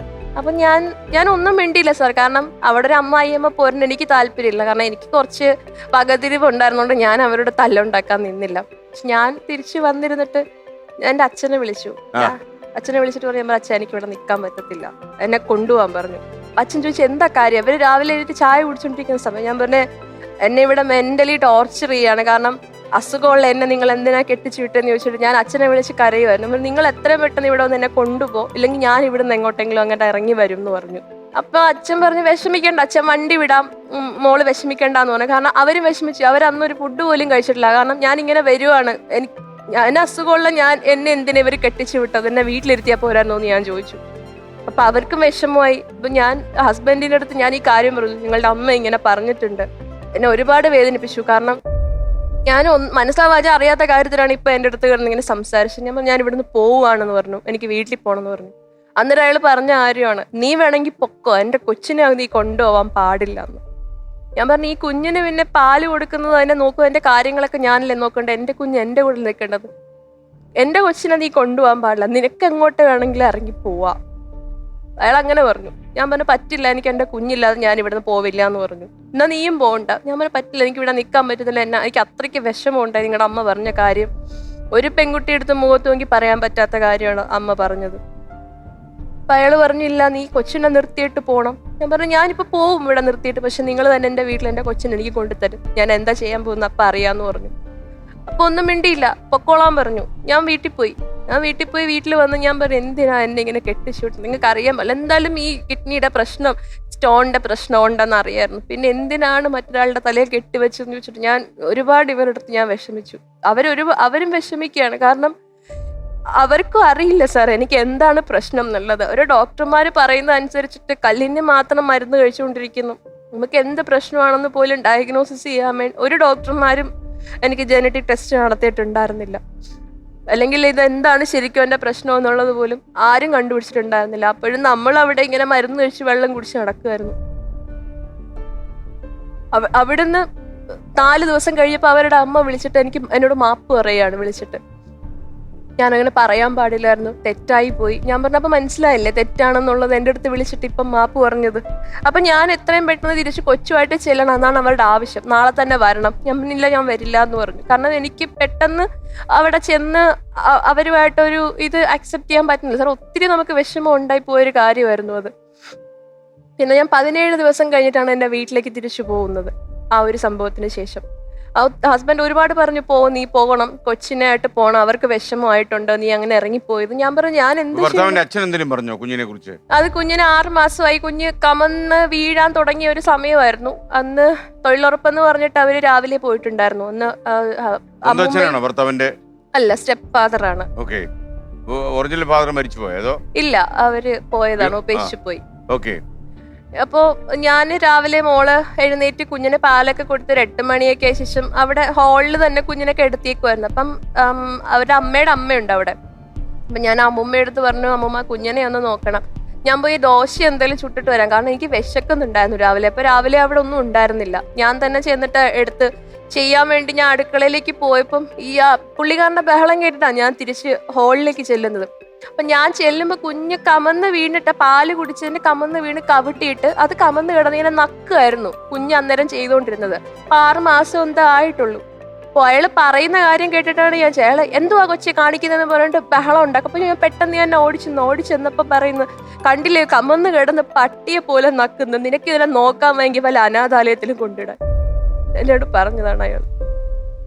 എന്റെ ലൈഫിൽ ഞാൻ ആ കുഞ്ഞിനെ പ്രായമുള്ള ആളാണ്. ആ കുഞ്ഞിനെ എടുത്തു വെച്ച് താലോലിക്കുന്നതോ മടി വെക്കുന്നതോ കളിപ്പിക്കുന്നതോ ഒന്നും ഞാൻ കണ്ടിട്ടില്ല സാർ. ആ CCTV വെച്ചതിന് ശേഷം കുഞ്ഞിനെ എടുക്കുന്നുണ്ട്, സ്നേഹിക്കുന്നുണ്ട്. അതിനു മുന്നേ കൊച്ചിനെ എടുക്കാനോ സ്നേഹിക്കാനോ ഞാൻ എന്റെ അങ്ങനെ ഒരു പ്രയോജനം ഉണ്ടായി. അങ്ങനെ ഒരു പ്രയോജനം ഉണ്ടായി. CCTV കണ്ടുപിടിച്ചാൽ ഒരിക്കലും ഇങ്ങനെ പ്രയോജനം ഇതിനുണ്ടാവും ഉണ്ടാന്ന് വിചാരിച്ചില്ല. കാരണം ഈ കുഞ്ഞ് ഈ അപ്പൂപ്പെന്ന് പറഞ്ഞാൽ നടന്നു പോകുമ്പോഴേക്കും കുഞ്ഞിങ്ങനെ നോക്കുന്നുണ്ട്, വിളിക്കുന്നുണ്ട്, കുഞ്ഞ് അങ്ങനെ ശ്രദ്ധിക്കുന്നുണ്ട്. പക്ഷെ ആള് മൈൻഡ് പോലും ചെയ്യാതൊക്കെയാണ് കയറി പോകുന്നത്. പക്ഷെ ആളുടെ മോളുടെ കുഞ്ഞൊക്കെ വീട്ടിൽ വന്നു കഴിഞ്ഞാൽ ഭയങ്കര സ്നേഹം എടുത്ത് വെക്കുന്നു, മിഠായി വാങ്ങിച്ചു കൊടുക്കും. പക്ഷെ ആ കുഞ്ഞിനെ എടുത്ത് കൈ വെക്കുന്നതോ ഒന്ന് സ്നേഹിക്കുന്നതോ ഒന്നും ഞാൻ കണ്ടിട്ടില്ല. പക്ഷെ ആ CCTV വീട്ടിൽ വെച്ചതിന് ശേഷം എടുക്കുന്നുണ്ട്, കൈ വെക്കുന്നുണ്ട്, എന്തെങ്കിലുമൊക്കെ പറഞ്ഞ് കളിപ്പിക്കുന്നൊക്കെ ഉണ്ടായിരുന്നു. അത്രയും തന്നെ. ഇപ്പൊ ഞാൻ അപ്പൊ തന്നെ ഇവരുടെ ഒരു മോളുണ്ട്, ആള് കോയമ്പത്തൂരിൽ നിന്ന് പഠിക്കുമായിരുന്നു. ഞാൻ അവളെ അടുത്താണ് ഞാൻ എല്ലാ കാര്യങ്ങളും പറയുന്നത്. കാരണം എനിക്ക് പറയാൻ പറ്റുന്ന ഒരാളെന്ന് തോന്നിയോണ്ട് മാത്രമാണ് ഒരു സിസ്റ്ററോട് ഞാൻ അന്നേരം ഞാൻ തന്നെ റൂമിൽ വന്നിരുന്നിട്ട് കഥ പഠിച്ച് ഞാൻ അവളെ വിളിച്ചു. ഞാൻ നിങ്ങളുടെ അച്ഛൻ ഇങ്ങനെയൊക്കെ പറഞ്ഞു, എനിക്കത് ഉൾക്കൊള്ളാൻ പറ്റുന്നില്ല, പക്ഷെ എനിക്കിവിടെ തല്ലുണ്ടാക്കാനും വയ്യ, ഇവിടെ ആരും വിശ്വസിക്കില്ല, ഞാൻ പറയുന്നത് സത്യമാണോ എന്ന് പോലും എൻ്റെ തെളിവില്ല പറയാൻ. അമ്മൂമ്മ കേട്ടോണ്ടിരിക്കുകയാണ്. അവരൊത്തിരി പ്രായം ചെന്ന സ്ത്രീ ആയതുകൊണ്ട് അവർക്കത് ഓർമ്മയുണ്ടോ എന്ന് പോലും എനിക്കറിയില്ല. ആ കുട്ടി വിളിച്ച് സംസാരിച്ചിട്ടുണ്ടോന്നൊന്നും എനിക്ക് അറിയത്തില്ല. പക്ഷെ ഞാൻ ഈ ഹസ്ബൻഡിനോട് ഈ കാര്യമൊന്നും പറഞ്ഞിട്ടുണ്ടായിരുന്നില്ല. ഞാൻ പറഞ്ഞിരുന്നു, ഹോസ്പിറ്റലിൽ ഞാൻ ഡയാലിസിസ് ഒക്കെ തുടങ്ങിയ സമയത്ത് എന്നെ കുഞ്ഞിനെ അന്ന് വീട്ടിൽ ഞാൻ കൊടുത്തു വിടാൻ തയ്യാറായിട്ടുണ്ടായിരുന്നില്ല. അന്ന് ഞാൻ പുള്ളിയോട് ഈ കാര്യം പറഞ്ഞിട്ടുണ്ടായിരുന്നു. എന്നിട്ട് പോലും അയാൾ ഒരു വാക്ക് ചോദിച്ചിട്ടില്ല സാർ അവരുടെ വീട്ടിൽ ചെന്നിട്ട്. നമുക്കിനി അടുത്ത ചോദ്യത്തിലേക്ക് പോവാം. നമുക്കിനി 60,000 രൂപയുടെ ചോദ്യമാണ്. 60,000 morning.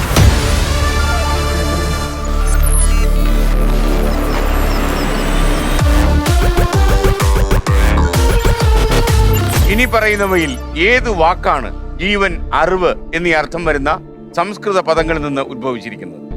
Option A Rigveda, option B Gayatri Mantra, option C Samaveda, option D Yajurveda, option E Ayurveda. പിടിവള്ളി വേണ്ടി വരുമോ? വേണ്ടി വരും സാർ. ആരുടെ പിടിവള്ളിയാ വേണ്ടത്? കുട്ടേട്ടൻ വേണോ കുടുംബത്തിന്റെ വേണോ?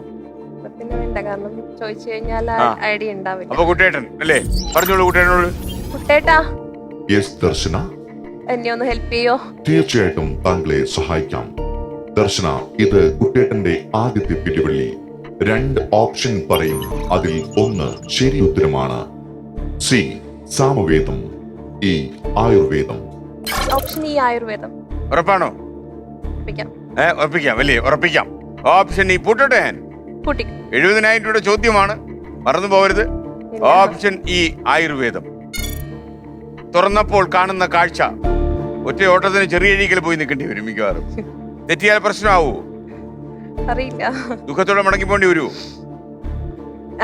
മൊത്തത്തില് ദുഃഖത്തിലാണല്ലോ സാർ. അതുകൊണ്ട് തന്നെ കുഴപ്പമില്ലല്ലേ? ഇതൊന്നും ഒന്നും അല്ല അല്ലേ? ഓക്കെ, നമ്മുടെ ദുഃഖക്കടലിന്റെ നടുവിൽ ഒരു തുള്ളിയേ ഉള്ളൂ ഇത് അല്ലേ? Okay, ready. ഓപ്ഷൻ ഇ ആയുർവേദം.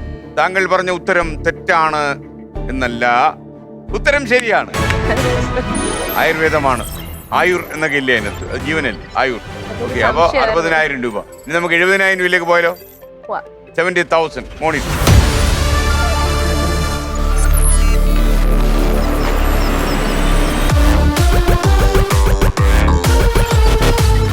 ഏത് പ്രശസ്ത കൃതിയാണ് KV രാമകൃഷ്ണൻ രക്തരക്ഷസ് എന്ന പേരിൽ മലയാളത്തിലേക്ക് വിവർത്തനം ചെയ്തത്? Option A Frankenstein, option B Sherlock Holmes, option C Macbeth, option D Dracula, option E James bond.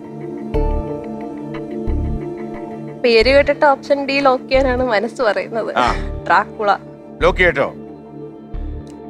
Dracula ഒരു രക്തരക്ഷസിന്റെ ഒരു വേറൊരു വെർഷൻ ആണല്ലോ sir.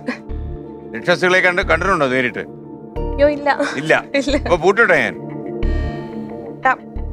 Option D Dracula. Dracula ഞാൻ പൂട്ടി. 70,000 രൂപ പോയി കിട്ടിയെന്ന് പറയുമ്പോ എനിക്ക് എന്തെന്നില്ലാത്ത ഒരു സന്തോഷമാണ്. ഓക്കെ, താങ്കൾക്ക് 70,000 രൂപ കിട്ടി. ഉത്തരം ശരിയാണ്. 70,000 രൂപ. ആവശ്യക്കാരന് ഔചിത്യമുണ്ട് അല്ലേ? പൈസ കിട്ടണ്ടേ? അപ്പൊ ഈ ദർശനയുടെ രോഗം കൂടുതൽ കലശലാകുന്നത് ഈ മകളുടെ 1ാം പിറന്നാളിന് ശേഷമാണ് അല്ലേ? 1ാം പിറന്നാളിന് ശേഷമാണ്. പിറന്നാൾ ആൾക്കാരൊക്കെ വന്നോ? ആഘോഷിച്ചോ പിറന്നാള്? ആഘോഷിച്ചു എന്ന് പറഞ്ഞു കഴിഞ്ഞാല് എന്റെ ദർശന എവിടെയാ? ദർശന വീട്ടിലായിരുന്നു? അല്ല, അവരുടെ വീട്ടിൽ തന്നെയായിരുന്നു. കാരണം എന്റെ അച്ഛനും അമ്മയും വീട്ടിൽ വരുന്ന സമയത്ത് ഫുൾ അവഗണനയായിരുന്നു. അവര് മൈൻഡ് അങ്ങനെ സംസാര കാര്യങ്ങളൊന്നും ഇല്ല. എന്റെ അമ്മയുടെ ചേച്ചി വന്ന സമയത്ത് വീട്ടിൽ അകത്ത് കയറിയിരിക്കുക എന്ന് പോലും പറയാനുള്ളൊരു സാമാന്യ മര്യാദ അവർ കാണിക്കുന്നുണ്ടായിരുന്നില്ല. അപ്പൊ കുഞ്ഞിന്റെ ബർത്ത്ഡേക്ക് ഞാൻ അമ്മയുടെ ഫാമിലിയിൽ എല്ലാരും ഞാൻ വിളിച്ച സമയത്ത് അവരെന്റെ അടുത്ത് ഓപ്പൺ ആയിട്ട് പറഞ്ഞു, ഞങ്ങൾ വരില്ല, കാരണം ഞങ്ങൾ വന്നു കഴിഞ്ഞാൽ അവര് ഞങ്ങളോട് സഹകരിക്കില്ല, പിന്നെ ഞങ്ങൾ അവിടെ വരുമ്പോ നിനക്കതൊരു വിഷമമാവും, അതുകൊണ്ട് ഞങ്ങൾ ആരെയും വിളിക്കണ്ട. അച്ഛനും അമ്മയും ഉണ്ടായിരുന്നു സർ. നിങ്ങൾ രണ്ടുപേരും പോയല്ലേ? പോയി, ഞങ്ങൾ രണ്ടുപേരും പോയി. നിങ്ങളോട് എങ്ങനെയായിരുന്നു അവര്? വലിയ ലോകിയായിട്ടായിരുന്നു? അത്ര ആദ്യത്തെ പോലെ ഇല്ല. ആദ്യം മോളെ കെട്ടിച്ചു കൊടുത്തപ്പോ ഉള്ള പോലെ ഇല്ല. ഇല്ല. എന്നാലും അത്യാവശ്യം ഒക്കെ നമുക്ക് ഡീൽ ചെയ്യാൻ പറ്റുന്ന രീതിയിലൊക്കെ ആയിരുന്നു അല്ലേ?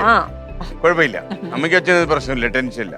പക്ഷെ അവരെ ആരും വന്നിട്ടുണ്ടാവില്ല. കാരണം അമ്മയുടെ കുടുംബം ആണ് എപ്പോഴും നമ്മളൊരു കാര്യം എന്ന് പറയുമ്പോ ഒരുപാട് പേരുണ്ട് അമ്മയ്ക്ക് ഫാമിലിയില്.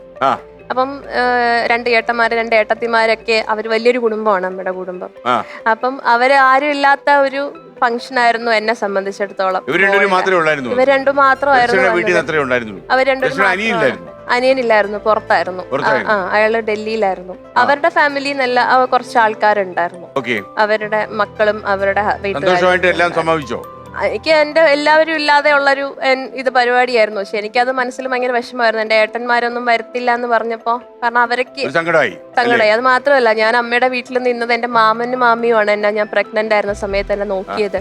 അപ്പം ആ മാമനും മാമിയും മോളും പോലും നമ്മുടെ വീട്ടില് കേറിയില്ല എന്ന് പറയുമ്പോ എനിക്ക് ഒരു ഉൾക്കൊള്ളാൻ പറ്റില്ല. കാരണം എന്നെ ആ 8.5 മാസം വരെ എന്നെ പൊന്നുപോലെ നോക്കിയത് അവരാണ്. എന്റെ മാമനും മാമിയും അതുപോലെ തന്നെ അമ്മയുടെ കുടുംബത്തിലുള്ള എല്ലാവരും. പക്ഷെ അവരാരും എന്റെ കുഞ്ഞിന്റെ ഒരു കാര്യത്തിന് അവർക്ക് വന്നില്ല എന്ന് പറഞ്ഞപ്പോ എനിക്ക് പറ്റുന്നുണ്ടായിരുന്നില്ല. കുഞ്ഞിനൊരു വയസ്സ് എന്റെ ബർത്ത്ഡേ ആഘോഷിക്കാൻ അവര് ഉണ്ടായിരുന്നില്ല, ആരും ഉണ്ടായിരുന്നില്ല. അവര് പറഞ്ഞു ഞങ്ങൾ വരത്തില്ല എന്ന് എന്നെ വിളിച്ചു പറഞ്ഞു. ഞങ്ങൾ താങ്കളെ ബുദ്ധിമുട്ടിക്കണ്ടെന്ന് വിചാരിച്ചായിരിക്കും അല്ലേ? അവര് വന്നാലും അവിടെ ആരും സ്വീകരിക്കാനില്ല സർ. ഞാൻ മാത്രം സംസാരിച്ചിട്ട് കാര്യമില്ലല്ലോ. മറ്റുള്ളവര് അവരെ മുഖം കൊടുത്തില്ലെങ്കിൽ പിന്നെ എന്ത് കാര്യം? വീട്ടുകാരല്ലേ സാർ അവരെ വീട്ടിലേക്ക് അല്ല വിളിച്ചു. ഇപ്പൊ പിന്നെ എന്നിട്ട് ഈ അസുഖം എപ്പോഴാ കലശലായി തുടങ്ങിയത്? ഒരു മാസം, കുഞ്ഞിന്റെ ബർത്ത്ഡേ കഴിഞ്ഞ് ഒരു മാസം കഴിഞ്ഞപ്പോൾ എനിക്ക് നല്ല ബാക്ക് പെയിൻ സ്റ്റാർട്ട് ചെയ്തു. അപ്പം പുള്ളിയുടെ സിസ്റ്ററുമായിട്ട് തന്നെയാണ് ഞങ്ങൾ ഒരു ഓർത്തോ ഡോക്ടറെ കാണാൻ പോയത്. അപ്പം ഡോക്ടർ പറഞ്ഞു, പിന്നെ സിസേറിയൻ ചെയ്ത് നട്ടലിൽ വെളിച്ചിട്ടുള്ള ഇഞ്ചക്ഷൻ എടുത്തത് കൊണ്ടാണ് ഡിസ്കിന് ചെറിയ ഗ്യാപ്പ് വന്നിട്ടുണ്ട്. അപ്പം അതിൻ്റെയൊക്കെ പെയിനാണ്, നല്ല റെസ്റ്റ് വേണം എന്ന് പറഞ്ഞു. കാരണം നിൽക്കാൻ പാടില്ല, കുനിഞ്ഞൊന്നും ചെയ്യാൻ പാടില്ല, നല്ല എപ്പോഴും കിടക്കണം എന്നൊക്കെ പറഞ്ഞു. പക്ഷെ കുഞ്ഞുമായിട്ട് എനിക്ക് ഭയങ്കര ബുദ്ധിമുട്ടാണ്. കാരണം ആളെ ഉറങ്ങലൊക്കെ ഒത്തിരി ലേറ്റ് ആയിട്ടാണ്. അപ്പം ഇത് പെങ്ങള് വീട്ടിൽ വന്ന് പറയുന്നുണ്ട്. അപ്പൊ അന്നത്തെ ദിവസം രാത്രി തന്നെ ചൂടൊക്കെ പിടിച്ച് നടുവിന് ഓയിൽമെന്റ് ഒക്കെ ഇട്ട് ഞാൻ കിടക്കുവാണ്. അപ്പൊ ഒരു 10 മണി വരെ കുട്ടിയുടെ ഇവരുടെ അമ്മയുടെ കയ്യിലായിരുന്നു. എന്നിട്ട് ഞാൻ കിടക്കണം, ഞാൻ അതൊന്നും അറിയുന്നില്ല. എന്നിട്ട് ഇവര് കിടക്കാൻ വേണ്ടിയിട്ട് ഇവരുടെ റൂമിലേക്ക് പോയപ്പം കതക് തുറന്ന് കുഞ്ഞിനെ എടുത്ത് ഡോറിന്റെ അകത്തോട്ട് വെച്ചിട്ട് ഇവര് കതവടച്ചു പെട്ടെന്ന് തന്നെ, കൊച്ചിനെ ഉറക്കുമെന്ന് പറഞ്ഞിട്ട്. അപ്പൊ ഞാൻ അവിടെ കിടക്കുക, ഞാൻ അവിടെ നിന്ന് എഴുന്നേറ്റ പാട് എനിക്കറിയാം സാർ. ഞാൻ അവിടെ നിന്ന് എഴുന്നേറ്റ് നോക്കുമ്പോൾ കുഞ്ഞ് ഡോറിന്റെ അവിടെ ഇരിക്കുകയാണ്. കുഞ്ഞിനെ ഡോറ് തുറന്ന് അവിടെ വെച്ചിട്ട് കൊച്ചിനെ ഉറക്കാൻ കൊണ്ട് ഇവര് കതവ് അടച്ചിട്ട് പോയി. അപ്പൊ ഞാൻ ആ സമയത്ത് ഞാൻ എൻ്റെ അമ്മയെ കുറിച്ച് ഓർത്താ. കാരണം ഞാനൊന്നും അറിയുന്നുണ്ടായിരുന്നില്ല എൻ്റെ വീട്ടിൽ നിന്ന് സമയത്ത്. എൻ്റെ കുഞ്ഞിനെ എല്ലാ കാര്യങ്ങളും നോക്കുന്ന ഈ അച്ഛനും അമ്മയും കൂടിയായിരുന്നു. എനിക്ക് വയ്യാതിരുന്ന സമയത്താണെങ്കിലും ഒക്കെ അവര് തന്നെയാണ് അതിനെ ഉറക്കുന്നത് എല്ലാം. ഞാൻ ഒന്നും അറിയണ്ടായിരുന്നു എനിക്ക്. അവരൊരു രാത്രി പോലും കൊച്ചിനെ കൂടെ ഉറക്കിയിട്ടില്ല.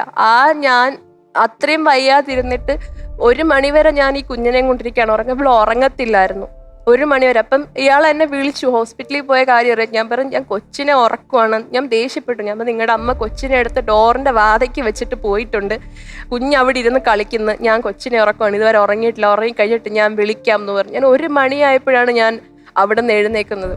കൊച്ചു ഉറങ്ങി 1 മണിക്ക് ഞാൻ ആളെ വിളിച്ചപ്പോൾ പറഞ്ഞു ഇനിയിപ്പോൾ നാളെ വിളിക്കാമെന്ന് പറഞ്ഞു പോയി. അങ്ങനെ പിറ്റേ ദിവസമാണ് രാവിലെ തൊഴിലുറപ്പ് വന്ന സമയത്ത് അവര് ഫുഡൊക്കെ ഉണ്ടാക്കി വെച്ചിട്ട് തൊഴിലുറപ്പിന് പോകാൻ വേണ്ടിയിട്ടുള്ള ധൃതിയിൽ നിൽക്കുമായിരുന്നു. അപ്പൊ ഞാനിതുപോലെ രാവിലെ എഴുന്നേറ്റില്ല സാർ. എനിക്ക് ഒട്ടും വയത്തോണ്ട് ഞാൻ എഴുന്നേറ്റില്ല. കുഞ്ഞ് നേരത്തെ എഴുന്നേറ്റു. കുഞ്ഞ് അമ്മൂമ്മയുടെ കയ്യിൽ ഇരിക്കുമായിരുന്നു, പുറത്തിരിക്കുമായിരുന്നു.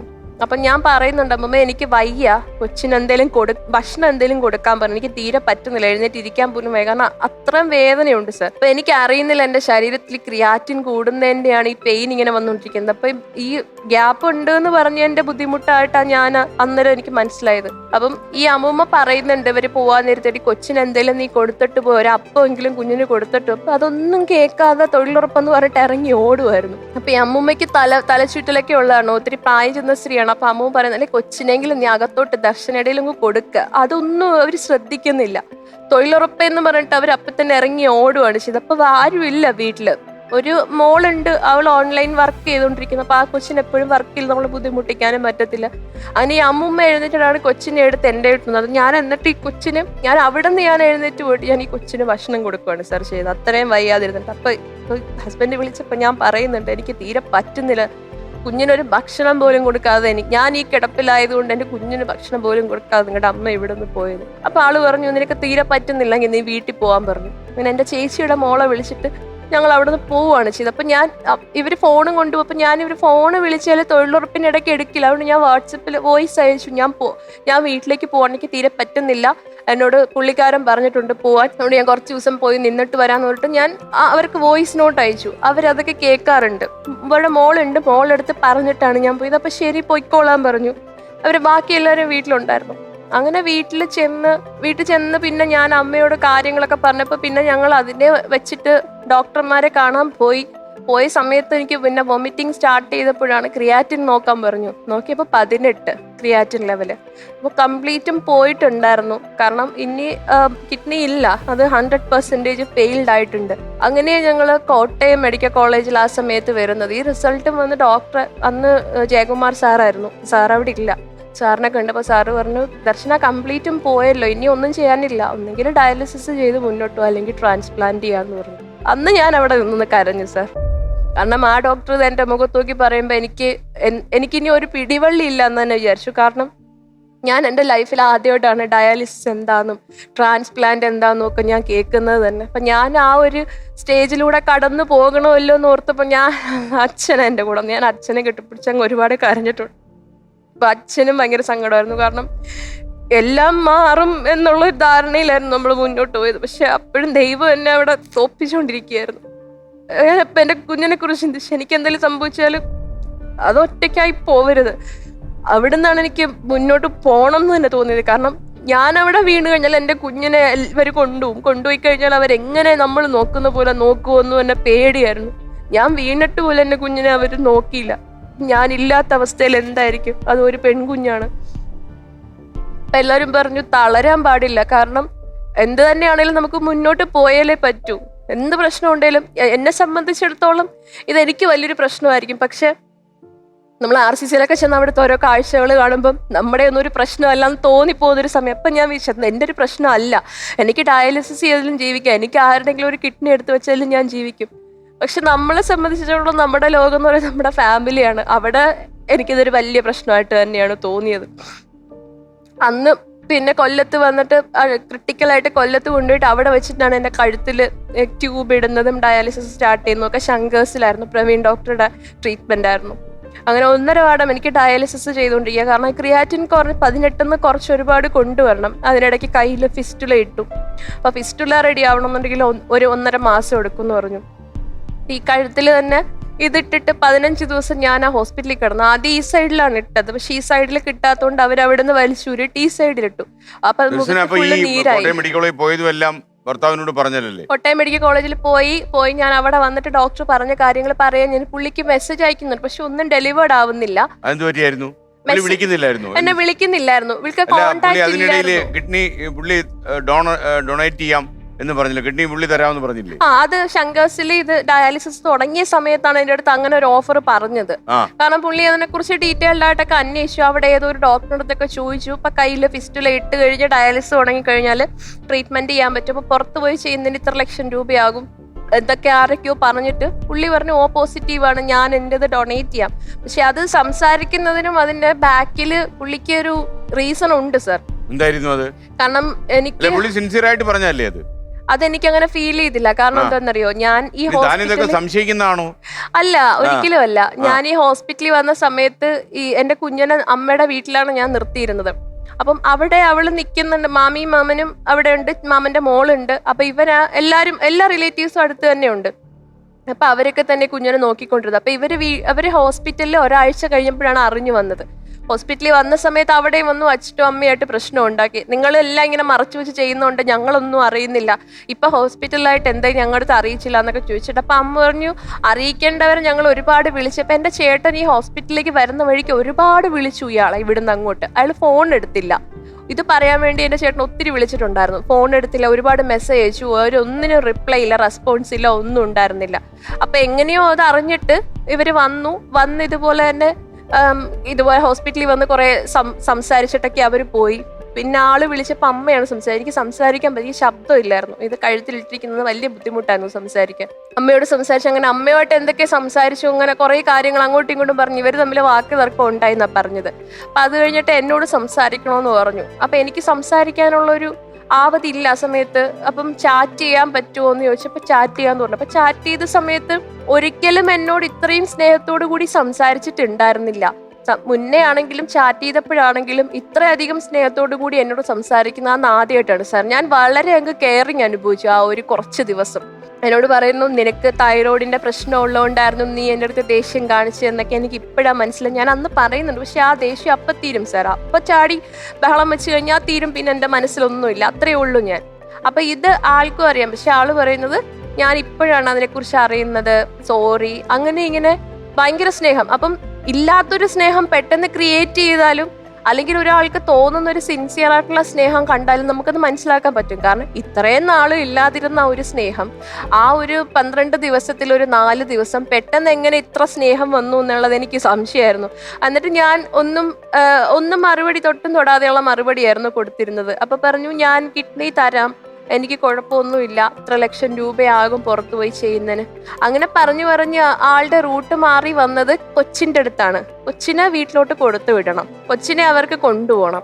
അവര് വീട്ടിൽ വന്ന് ചോദിച്ചിട്ട് നീ കൊടുക്കണ്ടെന്ന് പറഞ്ഞല്ലോ, എന്തിനാ അങ്ങനെ പറഞ്ഞേന്ന് പറഞ്ഞു. നമ്മൾ എനിക്ക് പേടിയുണ്ട്. ഞാൻ അവിടെ വയ്യാണ്ടൊന്ന് വീണ് കിടന്ന സമയത്ത് എൻ്റെ കുഞ്ഞിനെ ഒരു ഭക്ഷണം കൊടുക്കാതെ ഇറങ്ങിപ്പോയില്ലേ, ഞാനില്ലാത്ത സമയത്ത് കൊച്ചിനെ എങ്ങനെ നോക്കും എന്നുള്ള എനിക്ക് പേടിയുണ്ട്. അതുകൊണ്ടാണ് ഞാൻ കൊടുത്തു വിടാതിരുന്നത്. അപ്പൊ ശരിക്കും പറഞ്ഞാൽ കൊച്ചിനെ എങ്ങനെയെങ്കിലും എൻ്റെ മനസ്സ് മാറ്റിയിട്ട് അവരുടെ വീട്ടിൽ കൊണ്ടുപോവാനായിരുന്നു അത്രയും എന്നോട് സ്നേഹം കാണിച്ചു. അമ്മയോ എന്നെ വേണ്ട, കൊച്ചിനെ മതി. ഞാൻ ഹോസ്പിറ്റലിലെ കൊച്ചിനെ എങ്ങനെയെങ്കിലും അവരുടെ അപ്പൂപ്പന്റെ അമ്മമ്മയുടെയും കൂടെ പറഞ്ഞു വിടണമായിരുന്നു. അപ്പൊ അതിന് വേണ്ടിയിട്ട് വിട്ടോ? ഇല്ല, ഞാൻ പറഞ്ഞു സമ്മതിക്കില്ല പറഞ്ഞു. എന്റെ കുഞ്ഞ് എവിടെ നിൽക്കണം അവിടെ തന്നെ നിന്നാൽ മതി, വീട്ടിൽ കൊണ്ടുപോകണ്ടെന്ന് പറഞ്ഞു.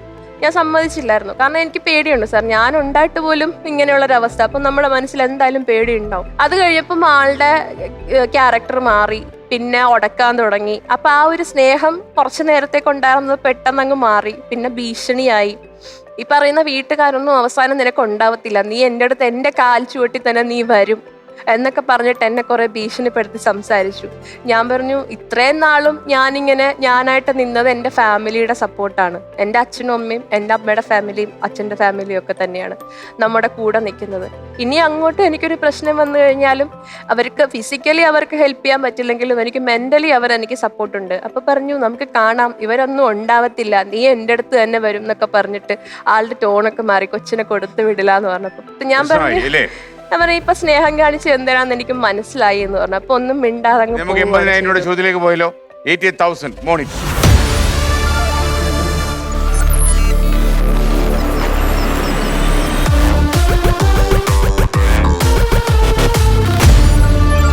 ചോദ്യം ഇതാണ്: ഒരു അമേരിക്കൻ കസിൻ എന്ന നാടകം കണ്ടുകൊണ്ടിരിക്കെ വെടിയേറ്റ് മരിച്ച ലോക നേതാവ് ആരാണ്?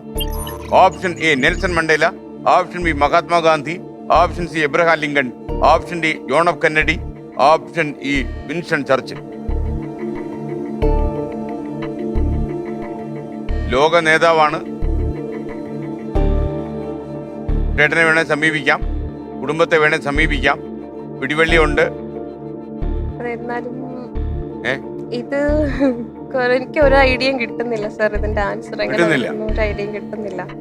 പിന്നെ നമുക്ക് എന്നാ ചെയ്യുന്നേ? കോട്ടയത്തുകാരെ പക്ഷേ ചോദിച്ചു കഴിഞ്ഞാൽ നമുക്ക് പിടിവള്ളിയിലേക്ക് പോയാലോ?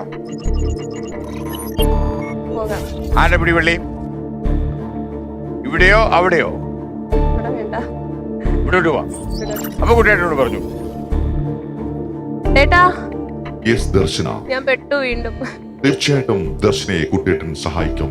ഇത് കുട്ടിയേട്ടന്റെ അവസാനത്തെ പിടിവള്ളി. 2 ഓപ്ഷൻ പറയും, അതിൽ ഒന്ന് ശരി ഉത്തരമാണ്. C Abraham Lincoln, E Winston Churchill. Lincoln ആണോ ചർച്ചിലാണോ? നാടകം ഏതാ കണ്ടുകൊണ്ടിരുന്നത്? അതൊക്കെ ആലോചിച്ചിട്ട് ഉത്തരം പറയും.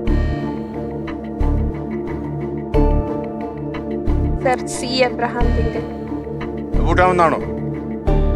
കൂട്ടി കേട്ടോ? ഓപ്ഷൻ സി എബ്രഹാം ലിങ്കൺ പൂട്ടി. വീട്ടിലേക്ക് പോകാൻ സമയമായി വരുന്നു തോന്നുന്നു. ടെൻഷനാവൂ? ടെൻഷനില്ല. ടെൻഷനില്ല. ടെൻഷൻ ഒന്നും ഇല്ലല്ലോ? അമ്മയ്ക്ക് ടെൻഷൻ ഒന്നും ഇല്ലല്ലോ? എനിക്ക് ചെറിയ ടെൻഷൻ. ടെൻഷൻ ഉണ്ടോ? അമ്മയ്ക്ക് പൈസ കുറയുന്നുള്ളതുകൊണ്ടാണോ? അല്ലല്ല. സാറിന്റെ അടുത്ത് ഉത്തരം പറയുന്നത് ആ ഒരു ടെൻഷൻ. അതല്ലേ. ഓക്കെ. അപ്പൊ എന്താ പറയാ? ഇപ്പൊ നമ്മള് കാര്യങ്ങളൊക്കെ ഒരുപാട് പറഞ്ഞു, സംസാരിച്ചു അല്ലേ? അപ്പൊ താങ്കൾ പറഞ്ഞ ഉത്തരം തെറ്റാണ് എന്ന് പറഞ്ഞ ചെറിയ അഴീക്കൽക്കാർക്ക് ടെൻഷൻ ഉണ്ടാവും. എങ്കിൽ പിന്നെ ശരിയായിരിക്കട്ടെ, അഴീക്കലുകാർ രക്ഷപ്പെടട്ടെ. ഉത്തരം ശരിയാണ്. എബ്രഹാം ലിങ്കനാണ് ഇത് സംഭവിച്ചത്. ഒരു അമേരിക്കൻ കസിൻ നാടകം കണ്ടുകൊണ്ടിരിക്കുക മരിച്ച ലോക നേതാവ് അദ്ദേഹമാണ്. അപ്പൊ 80,000 രൂപ കയ്യിലായി. അപ്പൊ കുഞ്ഞിനെ അവര് കൊണ്ടുപോയി അല്ലേ? പിന്നീട് ഓണത്തിന്, കുഞ്ഞിന്റെ ആദ്യത്തെ ഓണമായിരുന്നു, അതും ഞാൻ അമ്മയുടെ വീട്ടിൽ തന്നെയായിരുന്നു.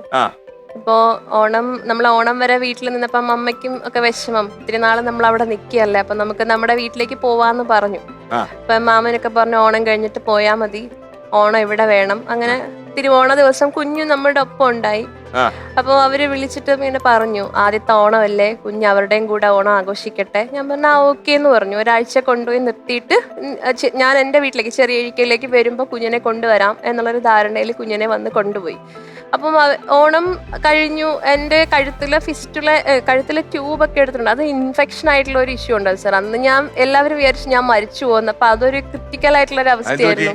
അത് ഈ ട്യൂബ് കഴുത്തിലിട്ടപ്പം തലയൊന്നും അങ്ങനെ നനച്ച് കുളിക്കാനൊന്നും പറ്റില്ല. എന്നിട്ട് തല മാത്രം ഇങ്ങനെ വേണമെന്നുണ്ടെങ്കിൽ കുനിച്ചിട്ട് കഴുകാന്ന് ഡോക്ടർ പറഞ്ഞു. അപ്പൊ അങ്ങനെ കഴുകിയ കൂട്ടത്തിൽ എപ്പോഴോ വെള്ളം ഇറങ്ങിയതാണ് ഈ ട്യൂബിലൂടെ. ഞങ്ങൾക്ക് കോട്ടയത്ത് ഒരു കൺസൾട്ടേഷൻ ഉണ്ടെന്ന് ഞാനും അമ്മയും ചേച്ചിയും കൂടെ ഒക്കെ പോയിട്ട് വന്ന നല്ല കോവിഡ് കൊണ്ടുപിടിച്ചിരിക്കുന്ന സമയമാണ്. അന്ന് പോയിട്ട് വന്നതിന്റെ 2 ദിവസം കഴിഞ്ഞപ്പോൾ എനിക്ക് ചൂട് തുടങ്ങി. ചൂട് നല്ല പനിക്കുന്നുണ്ട്. ഡയാലിസിന് പോയപ്പോൾ ഡോക്ടർ പറഞ്ഞു ഒരു ഡോളോ കഴിച്ചാൽ മതി. അപ്പോൾ ഡോളോ കഴിച്ചിട്ടും കുറയുന്നില്ല. ഡയാലിസിസ് കഴിഞ്ഞ് രാത്രി വീട്ടിൽ വന്നപ്പം എൻ്റെ ചേട്ടൻ്റെ വൈഫ് നേഴ്സാണ്. അപ്പോൾ ആളുടെ വീട്ടിൽ കുറച്ച് ഫസ്റ്റ് എയ്ഡൊക്കെ ഉണ്ട്. അങ്ങനെ എനിക്ക് പനി നോക്കിയപ്പോൾ 107. അപ്പം പനി കുറയുന്നില്ല. അവർ തുണി നനച്ച് വെക്കുന്നെങ്കിൽ എനിക്ക് ചൂട് കുറയുന്നില്ല, ഭയങ്കര ചൂടാണ്. അപ്പം എനിക്ക് വാഷ്റൂമിൽ പോകണമെന്ന് ഞാൻ പറഞ്ഞു. അങ്ങനെ ഞാനിങ്ങനെ എഴുന്നേറ്റിട്ട് തറയിലോട്ട് കാല് കുത്തിയപ്പം സൂചി കുത്തു എൻ്റെ കാലിൽ മുകളിലേക്ക്. സൂചി കുത്തുന്ന പോലെ എനിക്ക് തോന്നി. എനിക്ക് കാൽ ഉറപ്പിക്കാൻ പറ്റില്ല. ഞാൻ വീണ്ടും ഉടങ്ങി ഇരുന്നു. അപ്പം എനിക്ക് നടക്കാൻ പറ്റുന്നില്ല. കാലുറപ്പിച്ച് എനിക്ക് നടക്കാൻ വയ്യ. അപ്പം അച്ഛനും അമ്മയും കൂടെ വന്ന് എൻ്റെ 2 കൈയിലും പിടിച്ച് ഞങ്ങൾ പിടിച്ചുകൊണ്ട് പോയപ്പോൾ 2 എൻ്റെ കൈ പിടിച്ചിട്ട് ഭയങ്കര വേദന, തൊടാൻ വയ്യ, അത്രയ്ക്കൊരവസ്ഥയായിരുന്നു. അപ്പം എന്താണ് എനിക്ക് പറ്റുന്നതെന്ന് അറിയുന്നില്ല. ചൂട് കൂടുന്നു, ശരീരം ആർക്കും തൊടാൻ വയ്യ, നിലത്ത് കാലുറപ്പിക്കാൻ പറ്റുന്നില്ല. അപ്പം എല്ലാവരും പറഞ്ഞാൽ ആ കോവിഡ് ആയിരിക്കും. കാരണം കോവിഡ് രൂക്ഷമായിരുന്നപ്പോഴാണ് ഞങ്ങൾ കോട്ടയത്ത് പോയിട്ടുണ്ടായിരുന്നത്. അപ്പം ഞാൻ പറഞ്ഞു എൻ്റെ അടുത്ത് ആരും ഇരിക്കല്ലേ, കോവിഡ് ആണെങ്കിൽ ആരും ഇരിക്കല്ലേ, കുഞ്ഞുള്ളതല്ലേ. അപ്പം അമ്മ പറഞ്ഞില്ല, നിനക്ക് എന്തെങ്കിലും വന്നാൽ ഒറ്റയ്ക്ക് വേണ്ട, എനിക്കും വരട്ടെന്ന് കേട്ടിട്ട് അമ്മ എൻ്റെ കൂടെ ഇരിക്കുമായിരുന്നു. എൻ്റെ കട്ടിൽ തന്നെ ഇരുന്നിട്ട് എന്നെ പരിചരിച്ചുകൊണ്ടിരിക്കുക. ഞാൻ പറഞ്ഞു വേണ്ട. അപ്പം ഡോക്ടറെ വിളിച്ചപ്പോൾ പറഞ്ഞ് കൊണ്ടുവരാൻ പറഞ്ഞു. അങ്ങനെ രാത്രി തന്നെ കൊണ്ടുപോയി. അപ്പോൾ ഡോക്ടർ പറഞ്ഞു ഇത് കഴുത്തിൽ ട്യൂബ് എടുത്ത് മാറ്റണം. അങ്ങനെ ഡയാലിസിസ് ടെക്നീഷ്യൻ വന്നിട്ട് ട്യൂബ് എടുത്ത് മാറ്റി. അപ്പോൾ ഹോസ്പിറ്റലിൽ അഡ്മിറ്റ് അവർ മെഡിസിൻ ഒന്നും അവർക്ക് ചെയ്യാൻ പറ്റില്ല, കാരണം എനിക്കൊന്നും കുറവ് വരുന്നില്ല.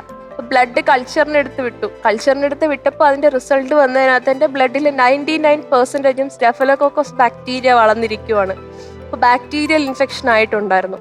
അപ്പം അതിൻ്റെ പ്രശ്നം കൊണ്ടാണ് ഈ ബോഡി ഇത്രയും റിയാക്ട് ചെയ്തത്. കാരണം നമുക്ക് നടക്കാൻ പറ്റില്ല, ശരീരവേദന, കാല് ഉറപ്പിക്കാൻ പറ്റാത്ത അവസ്ഥ, ഒന്നും പറ്റുന്നില്ല, കിടക്കാനും ഇരിക്കാനും ഒന്നും പറ്റാത്ത അവസ്ഥ, ചൂട് കുറയുന്നില്ല.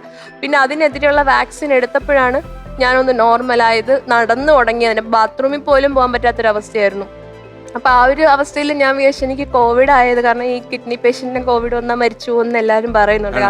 പ്രതിരോധ ശേഷി സത്യം ഞാൻ വിചാരിച്ചു ഞാൻ മരിച്ചു പോകുന്നു തന്നെ ചോദിച്ചു. അത് വല്ലാത്തൊരവസ്ഥയായിരുന്നു. പക്ഷെ എനിക്ക് കോവിഡും വന്നു സാർ അതിനിടയ്ക്ക്. കോവിഡ് വന്നു. കോവിഡ് വന്ന സമയത്ത് എനിക്ക് കോവിഡ് പോസിറ്റീവാന്ന് അവർ പറഞ്ഞെങ്കിൽ എനിക്ക് ഒരു സിംറ്റംസും ഉണ്ടായിരുന്നില്ല. എനിക്കൊരു പനിയോ ചുമയോ ജലദോഷം ഒന്നും ഉണ്ടായിരുന്നില്ല. പക്ഷെ ഞാൻ എന്നെ പാരിപ്പള്ളി മെഡിക്കൽ കോളേജിലേക്ക് അവർ മാറ്റി. അവിടെ ഡയാലിസിസ് ഉള്ളതുകൊണ്ട് അവിടെ ചെയ്യാൻ പറ്റുള്ളൂ എന്ന് പറഞ്ഞു. 10 ദിവസം ഞാൻ അവിടെ പോയിട്ട് വന്നു. അപ്പം എൻ്റെ ഫ്രണ്ട്സൊക്കെ വിളിച്ചിട്ട് പറഞ്ഞു നീ അവിടെ ചെന്നിട്ട് കോവിഡ് ആരുടെയും പിടിച്ചു വെക്കണ്ട, ഏതെങ്കിലും മൂലയ്ക്ക് കിടന്നാൽ മതി. പക്ഷെ എനിക്ക് ഒരു പ്രശ്നം ഉണ്ടായിരുന്നില്ല. അവർക്കൊക്കെ പേടിയായിരുന്നു. ഞങ്ങൾ ഓണം കഴിഞ്ഞ് ഞങ്ങളുടെ വീട്ടിലേക്ക് വരുന്ന ദിവസം മുതൽ രാവിലെ ഇവരുടെ സിസ്റ്ററിനെ ഞാൻ വിളിക്കുന്നുണ്ടായിരുന്നു, കൊച്ചിനെ കൊണ്ടുവരണം. പക്ഷെ അവര് ഒരു റെസ്പോണ്ട് ചെയ്യുന്നില്ല, ഫോൺ എടുക്കുന്നില്ല, മെസ്സേജിനൊന്നും റിപ്ലൈ ചെയ്യുന്നില്ല. വരാം എന്നല്ലാണ്ട് അല്ലെങ്കിൽ ഇങ്ങോട്ട് വിളിക്കുക, അല്ലെങ്കിൽ നമ്മളൊന്നും പറയുന്നില്ല. അപ്പം ഞങ്ങൾ പോകുന്ന വഴിക്ക് വിളിച്ചുകൊണ്ടിരിക്കുക. അപ്പം ഞാൻ വീഡിയോ കോൾ ചെയ്തപ്പം അവരമ്മയാണ് ഫോൺ എടുത്തത്. വീഡിയോ കോൾ ഇട്ട് കുഞ്ഞിനെ കാണിക്കണം. കുഞ്ഞിരുന്ന് തറയിലിരുന്ന് കളിക്കുന്നുണ്ട്. അപ്പോൾ കുഞ്ഞിനെ ഇങ്ങനെ കാണിച്ചിട്ട് ഞാൻ പറഞ്ഞു വീട്ടിലേക്ക് കൊണ്ടുപോകാം അമ്മ, കുഞ്ഞിനെ ഞങ്ങൾ വീട്ടിലേക്ക് വരികയാണ് എന്ന് പറഞ്ഞു. അപ്പം ഇവർ പറഞ്ഞു കൊച്ചിനെ തന്നുവിടാൻ പറ്റത്തില്ല എന്ന് പറഞ്ഞു. അപ്പം ഞാൻ ചോദിച്ചു അതെന്താ, എൻ്റെ കൊച്ചല്ലേ, പിന്നെ എൻ്റെ കൂടെ അല്ലേ നിൽക്കേണ്ടതെന്ന് ഞാൻ ചോദിച്ചു. തൻ്റെ കൊച്ചായിരിക്കും, പക്ഷെ കൊച്ചിൻ്റെ അച്ഛൻ പറഞ്ഞു കൊച്ചിനെ ഇവിടെ നിർത്തിയാൽ മതി, അതുകൊണ്ട് ഞങ്ങൾ ഇവിടെ നിർത്തുവാണ്, കൊച്ചിനെ കൊണ്ടുവരില്ല എന്ന് പറഞ്ഞിട്ട് ഇവർ ഫോൺ കട്ട് ചെയ്തു. എനിക്ക് എന്ത് പറയണമെന്നല്ല, ഞാൻ പെട്ടെന്ന് വീട്ടിൽ വന്ന് വേറെ എല്ലാ സിസ്റ്റേഴ്സിനെയും വിളിക്കുവാണ്. ഞാൻ പറഞ്ഞു നിങ്ങളൊന്ന് പറ, എനിക്ക് കൊച്ചിനെ കൊണ്ടുപോവാ. ആ കുഞ്ഞ് എൻ്റെ മുന്നിൽ അല്ലെങ്കിൽ അതിൻ്റെ വയറ്റിൽ വന്നപ്പോൾ മുതലാണ് സാർ എനിക്കൊരു പ്രതീക്ഷകൾ വരാൻ തുടങ്ങി. അല്ലെങ്കിൽ അതിന് ജീവൻ വന്നു. അതിനെ ഞാൻ കണ്ടപ്പോൾ ഞാൻ ഏറ്റവും കൂടുതൽ സന്തോഷിച്ചു. കാരണം എനിക്ക് ഇത്രയും പ്രശ്നമായിട്ട് എൻ്റെ കുഞ്ഞിനൊരു കുഴപ്പമില്ല, അതെനിക്ക് ദൈവം അതിനെ തന്നു. അതിൻ്റെ ചിരിയും കളിയും കാണുമ്പോഴാണ് എനിക്ക് മുന്നോട്ട് ജീവിക്കണമെന്നുള്ളൊരു തോന്നൽ. കാരണം അതില്ലായിരുന്നുണ്ടെങ്കിൽ ഈ അസുഖത്തിൽ ഞാനിപ്പോൾ ഈ ലോകത്തുണ്ടാവില്ല. കാരണം ആരെയും ബുദ്ധിമുട്ടിക്കാൻ നിൽക്കാതെ ഞാൻ അങ്ങ് പോവായിരുന്നു. അങ്ങനെ എൻ്റെ കുഞ്ഞില്ലായിരുന്നെങ്കിൽ ഞാൻ ഇവർക്കൊരു ബുദ്ധിമുട്ടാവത്തില്ലായിരുന്നു. കാരണം എന്നെ കൊണ്ട് കുറേ നാൾ അവർ കഷ്ടപ്പെട്ടതാണ്. അപ്പം വീണ്ടും ഞാൻ എല്ലാം ഇത്രയൊക്കെ ആയിട്ടും ഇപ്പൊ എന്നെ നോക്കുന്ന എൻ്റെ കുഞ്ഞിനെ നോക്കുന്ന അവസ്ഥ. അപ്പൊ അവർക്ക് ഒരു മോചനം വേണ്ടേ സാർ? ഞാൻ അങ്ങനെ ചിന്തിച്ചു, എൻ്റെ മോളില്ലായിരുന്നെങ്കിൽ ഞാൻ അവർക്കൊരു ബുദ്ധിമുട്ടാവത്തില്ലായിരുന്നു. പലപ്പോഴും ഞാൻ ആലോചിച്ചിട്ടുണ്ട് കുഞ്ഞില്ലായിരുന്നെങ്കിൽ ഞാൻ എങ്ങോട്ടെങ്കിലും ഇറങ്ങിപ്പോയേനെ. അവരെ ആരും ഇനി ബുദ്ധിമുട്ടിക്കണമെന്ന് എനിക്ക് മനസ്സിൽ ഞാൻ ആരും ഒരു ദ്രോഹം ചെയ്യണമെന്ന് ഞാൻ ആഗ്രഹിച്ചിട്ടുമില്ല. അപ്പം വീട്ടിൽ വന്ന് ഇവരെയൊക്കെ വിളിക്കുന്നുണ്ടെങ്കിൽ ഇവരാരും എനിക്ക് പോസിറ്റീവായിട്ടുള്ളൊരു റെസ്പോൺസ് തരുന്നില്ല. ഞങ്ങൾക്ക് അറിയത്തില്ല, ഹസ്ബൻഡിനെ വിളിച്ച് സംസാരിക്കുക എന്ന് പറഞ്ഞു. ഞാനപ്പോൾ പുള്ളിയെ വിളിക്കുന്നുള്ള പുള്ളി എടുക്കുന്നില്ല, വാട്സപ്പിൽ ചാറ്റ് ചെയ്തുകൊണ്ടിരിക്കുകയാണ്. ഞാൻ പറയും കുഞ്ഞിനെ ഇങ്ങനെ കൊണ്ട് തനിക്ക് പറ്റുന്നില്ല. അപ്പോഴേക്കും എൻ്റെ BP കയറാൻ തുടങ്ങി. എനിക്ക് ടെൻഷനായി കഴിഞ്ഞ്, അല്ലെങ്കിൽ തന്നെ BP ഉള്ള ഒരാളാണ് ഞാൻ. BP കയറാൻ തുടങ്ങിയാൽ പിന്നെ എനിക്ക് ഭയങ്കര വല്ലാത്തൊരു നെഞ്ചിടിപ്പൊക്കെ കൂടുമായിരുന്നു. അപ്പം ഞാനിങ്ങനെ പറഞ്ഞു എനിക്ക് പറ്റുന്നില്ല, കൊച്ചിനെ എനിക്ക് കാണണം. അപ്പൊ എന്നോട് പറയാ, നിന്റെ സമാധാനത്തിനും നിന്റെ സുഖത്തിനും സന്തോഷത്തിനും വേണ്ടിയിട്ട് തട്ടിക്കളിക്കാനുള്ളതല്ല എൻ്റെ കൊച്ച്.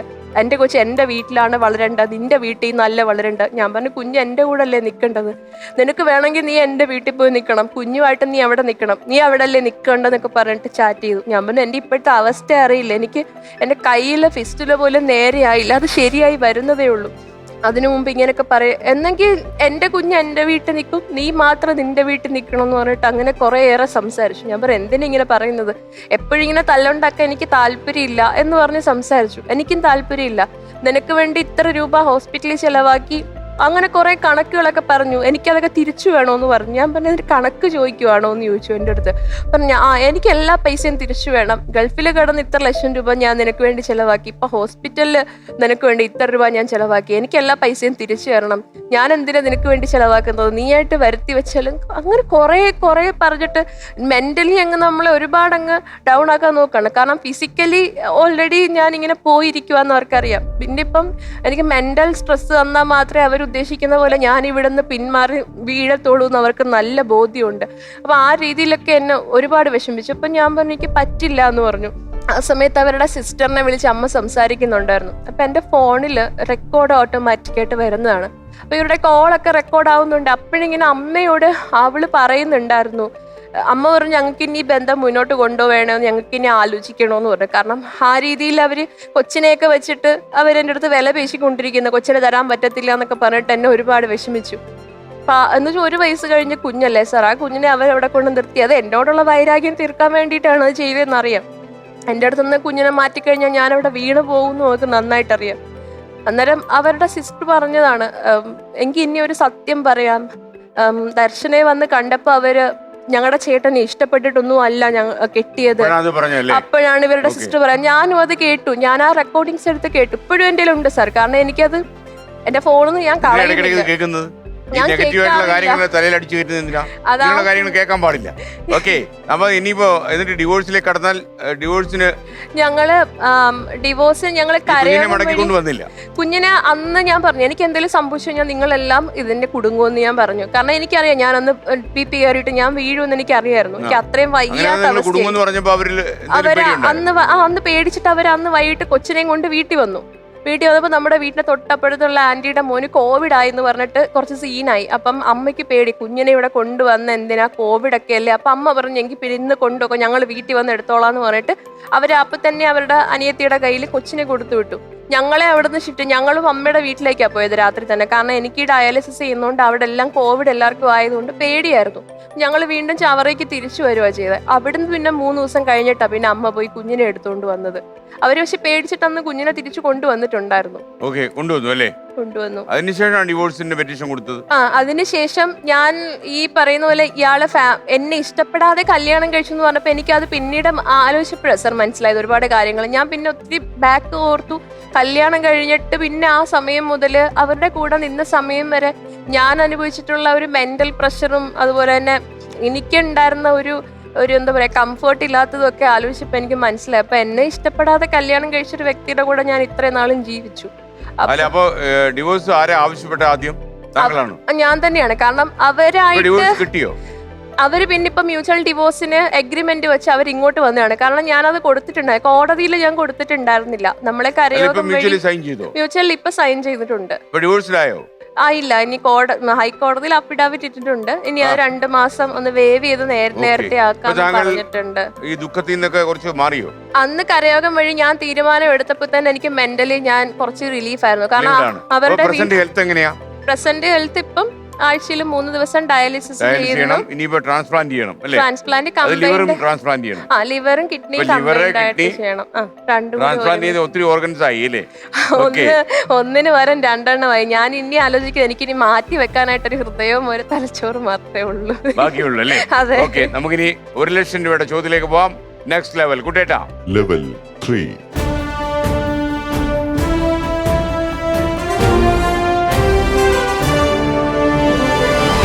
മോണിറ്റർ.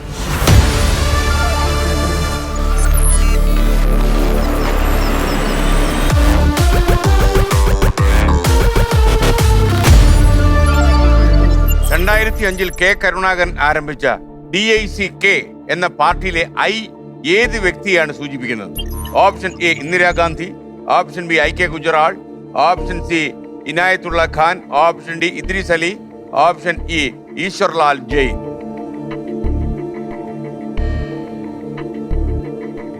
ഒരു പിടിവള്ളിയുണ്ട് കുടുംബത്തിന്റെ. കുട്ടേട്ടന്റെ 2 പിടിവള്ളി എടുത്തു കഴിഞ്ഞു. ആ, കുടുംബത്തിലേക്ക് ചോദിച്ചാൽ ചിലപ്പോ അറിയണമെന്നില്ല, അങ്ങോട്ട് ചോദിച്ചാൽ ചിലപ്പോ ഇതിന്റെ ആൻസർ പറയണമെന്നില്ല. ഇല്ല അല്ലെ, എടുക്കണമെങ്കിൽ എടുത്താൽ മതി, പക്ഷെ ചോദിക്കാൻ വേണമെങ്കിൽ ചോദിച്ചു കഴിഞ്ഞാൽ അറിയുമോന്നറിയില്ല. ഒന്ന് വായിച്ചു കൊടുത്തേ, ചിലപ്പോ അറിയാൻ പറ്റുമല്ലോ. 2005 കെ കരുണാകരൻ ആരംഭിച്ച DICK എന്ന പാർട്ടിയിലെ I ഏത് വ്യക്തിയെയാണ് സൂചിപ്പിക്കുന്നത്? ആരായിരിക്കും? എനിക്ക് വല്ല പിടുത്തമില്ല. അമ്മയ്ക്ക് വല്ല പിടുത്തമുണ്ടോ? 2 പേർക്കും പിടുത്തമില്ല. അപ്പൊ എളുപ്പമായി. ഓക്കെ, എനിക്കിതിൽ ആകെ അറിയാവുന്ന ഒരാൾ മാത്രമേ ഉള്ളൂ, ഇന്ദിരാഗാന്ധി. ബാക്കി ആരെയും എനിക്ക് അറിയില്ല. അപ്പൊ ആത്മവിശ്വാസം ഉണ്ടെങ്കിൽ താങ്കൾക്ക് ചെയ്യാം. ഇന്ദിരാഗാന്ധി പിന്നെ കോൺഗ്രസിന്റെ ആയിരുന്നെന്ന് തോന്നുന്നു. എനിക്ക് പാർട്ടി വട്ടത്തിനും ബന്ധമൊന്നുമില്ല. അപ്പൊ ഞാൻ എന്താ വേണം? കൂട്ടോ? കൂട്ടാം, ശരിയാണോന്ന് എനിക്ക് ഓപ്ഷൻ എ ഇന്ദിരാഗാന്ധി. ഒരുപാട് ടെൻഷൻ എടുത്ത ആളല്ലേ, ഇതും കൂടെ കിടക്കട്ടെ എന്റെ കൂടെ. അപ്പൊ ഞാൻ പൂട്ടി. ഓക്കെ, എനിക്ക് ഒരു ഔട്ട് ആവാൻ സാധ്യതയും കാണുന്നു. മാനം ഇരുണ്ടു തുടങ്ങി. ഓക്കെ, പ്രകാശം കാണുന്നില്ലെന്ന് തോന്നുന്നു. കാണുന്നുണ്ടോ? അറിയില്ല, എന്റെ ലൈഫിൽ പ്രകാശം വീശിട്ട് ഒരുപാട് നാളായി. അല്ലെ, വെളിച്ചമൊക്കെ വന്നു തുടങ്ങി. കാര്യം മകളുണ്ടല്ലോ, വലിയ വെളിച്ചമല്ലേ. അത് മാത്രമാണ്. Option A Indira Gandhi. താങ്കൾ പറഞ്ഞ ഉത്തരം നല്ല ഒന്നാന്തരം ശരിയാണ്. ഇന്ദിരാഗാന്ധി 1,00,000 രൂപ അടിച്ചു. ഓക്കെ, എന്താ കുട്ടേട്ടാ? ദർശന, ഒരു കാര്യം കൂടി കുട്ടേട്ടന് ചോദിക്കാനുണ്ട്. എയർ അറേബ്യ വിമാനത്തിന്റെ കോക്പിറ്റിൽ താങ്കൾ എന്തിനാണ് കയറിയിരുന്നത്? അങ്ങനെ ഒരു സംഭവം ഉണ്ടായെന്ന് കുട്ടേട്ടൻ മനസ്സിലാക്കുന്നു. അങ്ങനെ ഉണ്ടായ ഒരു സംഭവം? ഞാന് ദുബായിൽ ആദ്യം ചെന്ന സമയത്ത് എന്റെ 3 മാസത്തെ വിസ കാലാവധി കഴിഞ്ഞിട്ടുണ്ടായിരുന്നു. അപ്പം പുതുക്കിയെടുക്കാമെന്നുള്ളൊരു ധാരണയിൽ ഞങ്ങൾ വീണ്ടും വിസ എടുത്തു. അപ്പം അന്ന് ഷാർജ ടു ഒമാനാണ് എയർ അറേബ്യ ഫ്ലൈറ്റ്. നമുക്ക് വിസ ചേഞ്ച് ചെയ്യുന്നവരൊക്കെ അങ്ങനെയാണ് പോകുന്നത്. അപ്പം ഞാൻ ഇവിടുന്ന് കയറി അവിടെ ഒമാനിൽ ചെന്നു, എക്സിറ്റ് ആയി, വീണ്ടും എൻട്രായി, തിരിച്ച് ഫ്ലൈറ്റിൽ വന്നിരുന്നു. ഞാൻ എപ്പോഴും ഇപ്പോൾ 2 ഹെഡ്സെറ്റൊക്കെ വെച്ച് പാട്ടും കേട്ടിരിക്കുന്ന ഒരാളാണ്. ചിലപ്പോൾ ഞാൻ കൂടെ ഇരുന്ന് പാടാറുണ്ട്. ഞാൻ ആസ്വദിച്ച് പാട്ടൊക്കെ ഇട്ടിരിക്കുക. അപ്പം ഫ്ലൈറ്റ് ഞാനിങ്ങനെ ഒരു 3rd റോയില് ലാസ്റ്റ് ആയിട്ടായിരുന്നത്. അപ്പൊ എന്റെ തൊട്ട് പുറകില് ഒരു എയർ ഹോസ്റ്റസ് നിപ്പുണ്ടായിരുന്നു.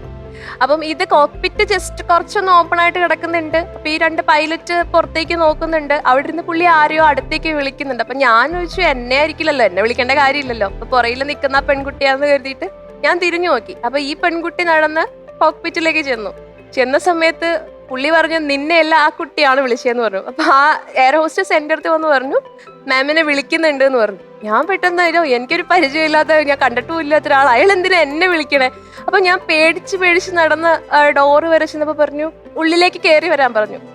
ഞാൻ അങ്ങനെ ആദ്യമായിട്ടാണ് ഒരു ഫ്ലൈറ്റിന്റെ കോക്പിറ്റിൽ കയറുന്നത്. അപ്പൊ ഈ 2 പേരും ഇങ്ങനെ 2 പേരും നോക്കിയിട്ടങ്ങ് ചിരിക്കാണ്. കാരണം എന്റെ ഒരു ടെൻഷനും പേടിയും കണ്ടിട്ടായിരിക്കാം. അന്ന് പുള്ളി എന്നിട്ട് മെയിൻ പൈലറ്റ് ആണ്. പുള്ളി എന്നോട് സംസാരിച്ചു. പേരെന്താന്ന് ചോദിച്ചു. അപ്പൊ ഞാൻ പറഞ്ഞു, എന്റെ പേര് ദർശന എന്നാണ്. നാട് ശ്രീലങ്കയാണോ എന്ന് ചോദിച്ചു. അപ്പം പുള്ളി കരുതി ഞാനൊരു ശ്രീലങ്കനായി. കാരണം നമ്മൾ ഓൾമോസ്റ്റ് ശ്രീലങ്കൻസും കേരള എല്ലാവരും ഒരേ ഒരു സ്കിൻ ടോൺ ആണ്. അപ്പൊ പുള്ളി കരുതി ഞാനൊരു ശ്രീലങ്കക്കാരൻ, കാരണം ആളൊരു ശ്രീലങ്കക്കാരനായിരുന്നു. അപ്പൊ ഞാൻ പറഞ്ഞു, അല്ല സർ, ഞാൻ ഇന്ത്യൻ ആണ്, കേരളയാണെന്ന് പറഞ്ഞു. അപ്പം ആൾക്ക് മനസ്സിലായി വിസിറ്റിംഗ് വിസ ചേഞ്ച് ചെയ്യാൻ വരുമ്പോൾ ഊഹിക്കാന്നേ ഉള്ളൂ, നമ്മൾ ജോലി നോക്കുന്നുണ്ട്, അപ്പൊ ജോലി ആവാത്തതുകൊണ്ട് വിസ എക്സ്റ്റെൻഡ് ചെയ്തായിരിക്കും. അപ്പൊ അങ്ങനെ കാര്യങ്ങളൊക്കെ ചോദിച്ചു. വിസ എക്സ്റ്റെൻഡ് ചെയ്ത് ജോലി നോക്കാനാണോ എന്ന് ചോദിച്ചു. ഞാൻ പറഞ്ഞു, അതേ സർ എന്ന് പറഞ്ഞു. അപ്പൊ പുള്ളി എനിക്ക് പുള്ളിയുടെ വിസിറ്റിംഗ് കാർഡ് എടുത്തു തന്നു പെട്ടെന്ന്. അപ്പൊ എയർ അറേബ്യയുടെ മെയിൻ ക്യാപ്റ്റൻ എന്ന് മനസ്സിലായി. പിന്നെ എന്ത് ആവശ്യം ഉണ്ടെങ്കിലും, എന്ത് ജോലിയുടെ ആവശ്യമുണ്ടെങ്കിലും എന്നെ ഒന്ന് വിളിച്ചാൽ മതി, ഞാൻ ഹെൽപ്പ് ചെയ്തോളാം, എന്നെ കൊണ്ടാവുന്ന പോലെ എന്ന് പറഞ്ഞു. ഞാൻ എപ്പോഴും ഇങ്ങനെ ഷോക്കായിട്ട് അതും പിടിച്ചിട്ട് ഇങ്ങനെ ഇറങ്ങി പോവാണ്. ഞാൻ അവിടെ പുള്ളി ഇങ്ങനെ പോകുന്ന കോക്പിറ്റ് അടയ്ക്കുന്നവരെ എന്നെ നോക്കി ചിരിച്ചിട്ട്. ഇല്ല, ഞാൻ പിന്നെ വിളിച്ചിട്ടില്ല. ഓർമ്മയുണ്ടോന്ന് അറിയണ്ടേ? അപ്പൊ നമുക്കിനി 2 ലക്ഷം രൂപയുടെ ചോദ്യം, 2 lakhs മോണിറ്റർ.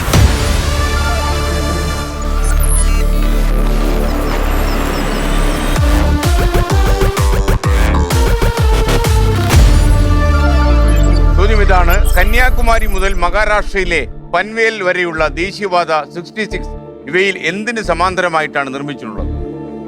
ഓപ്ഷൻ എ വടക്കൻ ഹിമാലയം, ഓപ്ഷൻ ബി പശ്ചിമഘട്ടം, option C Purvanchal, option D പൂർവഘട്ടം, ഓപ്ഷൻ ഡി ആരവല്ലി മലനിരകൾ.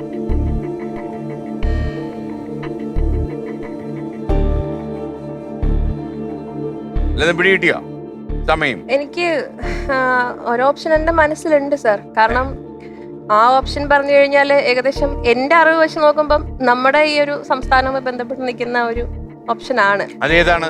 അത് ഓപ്ഷൻ ബി ആയിട്ടാണ് എനിക്ക് തോന്നുന്നത്. പശ്ചിമഘട്ടം. കൂട്ടാമോ എനിക്ക്? നമ്മുടെ കേരളത്തിലൊക്കെ കൂട്ടാമോ? എന്നോട് ചോദിച്ചാൽ ഒന്നും കിട്ടത്തില്ല. അല്ല, എന്റെ ഒരു അറിവ് എന്നെ ബോധവൽക്കരിച്ചുകൊണ്ട് ഒരു പ്രയോജനമില്ല. എനിക്കറിയാം. ഓക്കെ. കാരണം ബാക്കിയുള്ളതൊക്കെ വടക്കൻ മേഖല ആയതുകൊണ്ട് പശ്ചിമഘട്ടമാണ് ഇവിടെ കന്യാകുമാരി മുതൽ തുടങ്ങുന്നതെന്നാണ് എന്റെ ഒരു വിശ്വാസം. പശ്ചിമഘട്ടം ബി. ഊട്ടി അല്ലേ? ഓപ്ഷൻ ബി പശ്ചിമഘട്ടം ഊട്ടി. താങ്കൾ പറഞ്ഞ ഉത്തരം ഒരു ഗസ്റ്റാണ്. ഉത്തരം ഗസ് ചെയ്താൽ ഇങ്ങനെയുള്ള അപകടങ്ങൾ വരുമെന്ന് ആദ്യം ആലോചിക്കുക. താങ്കൾ പറഞ്ഞ ഉത്തരം തെറ്റാകുന്നില്ല. ഉത്തരം ശരിയാണ്. പശ്ചിമഘട്ടമാണ് ശരി ഉത്തരം. അപ്പൊ 2 ലക്ഷം കിട്ടി. ഇനി നമ്മൾ 3 ലക്ഷത്തിലേക്ക് പോകുന്നു. 3 lakh. മോണിറ്റർ.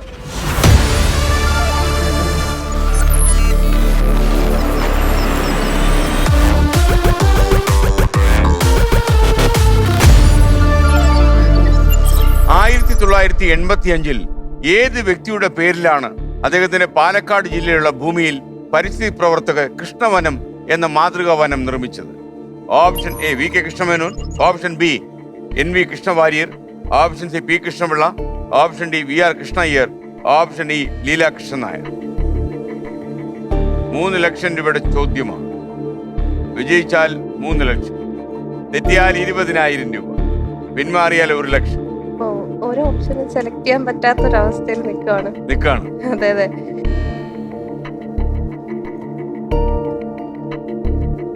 കാരണം എല്ലാ പേരും ഒരുപോലെ ഇരിക്കുന്നു. അപ്പൊ ഞാനിതിൽ സജസ്റ്റ് ചെയ്ത് ഏതെങ്കിലും ഒരു പേര് പറഞ്ഞു കഴിഞ്ഞാൽ ചിലപ്പോൾ അത് റോങ് ആയി പോകും സാർ. കാരണം ഞാനിത് കേട്ടിട്ട് പോലും ഇല്ല ഇങ്ങനെ ഒരു ക്വസ്റ്റ്യൻ. ഞാൻ എവിടെയും വായിച്ചായിട്ട് ഓർക്കുന്നില്ല. ഇല്ല, ഞാൻ എന്റെ ഓർമ്മയിൽ ഞാൻ ഇത് ഇങ്ങനെയുള്ള ഒരു ക്വസ്റ്റ്യൻ എവിടെയും വായിച്ചായിട്ട് ഓർക്കുന്നില്ല. പിന്നെന്താ പരിപാടി? ദർശന മധു ഈ മത്സരത്തിൽ നിന്ന് പിന്മാറും.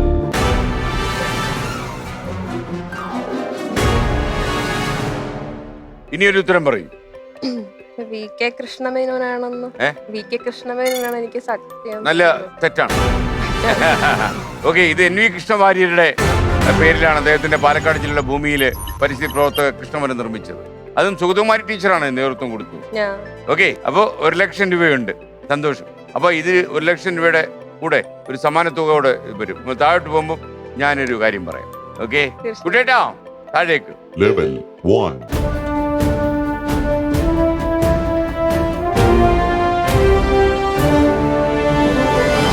കൃഷ്ണന്റെ മകളുടെ പേരെന്തുവാ? മിക. അപ്പൊ മിക വേദിയിലേക്ക് വരുന്നു. ഓക്കെ,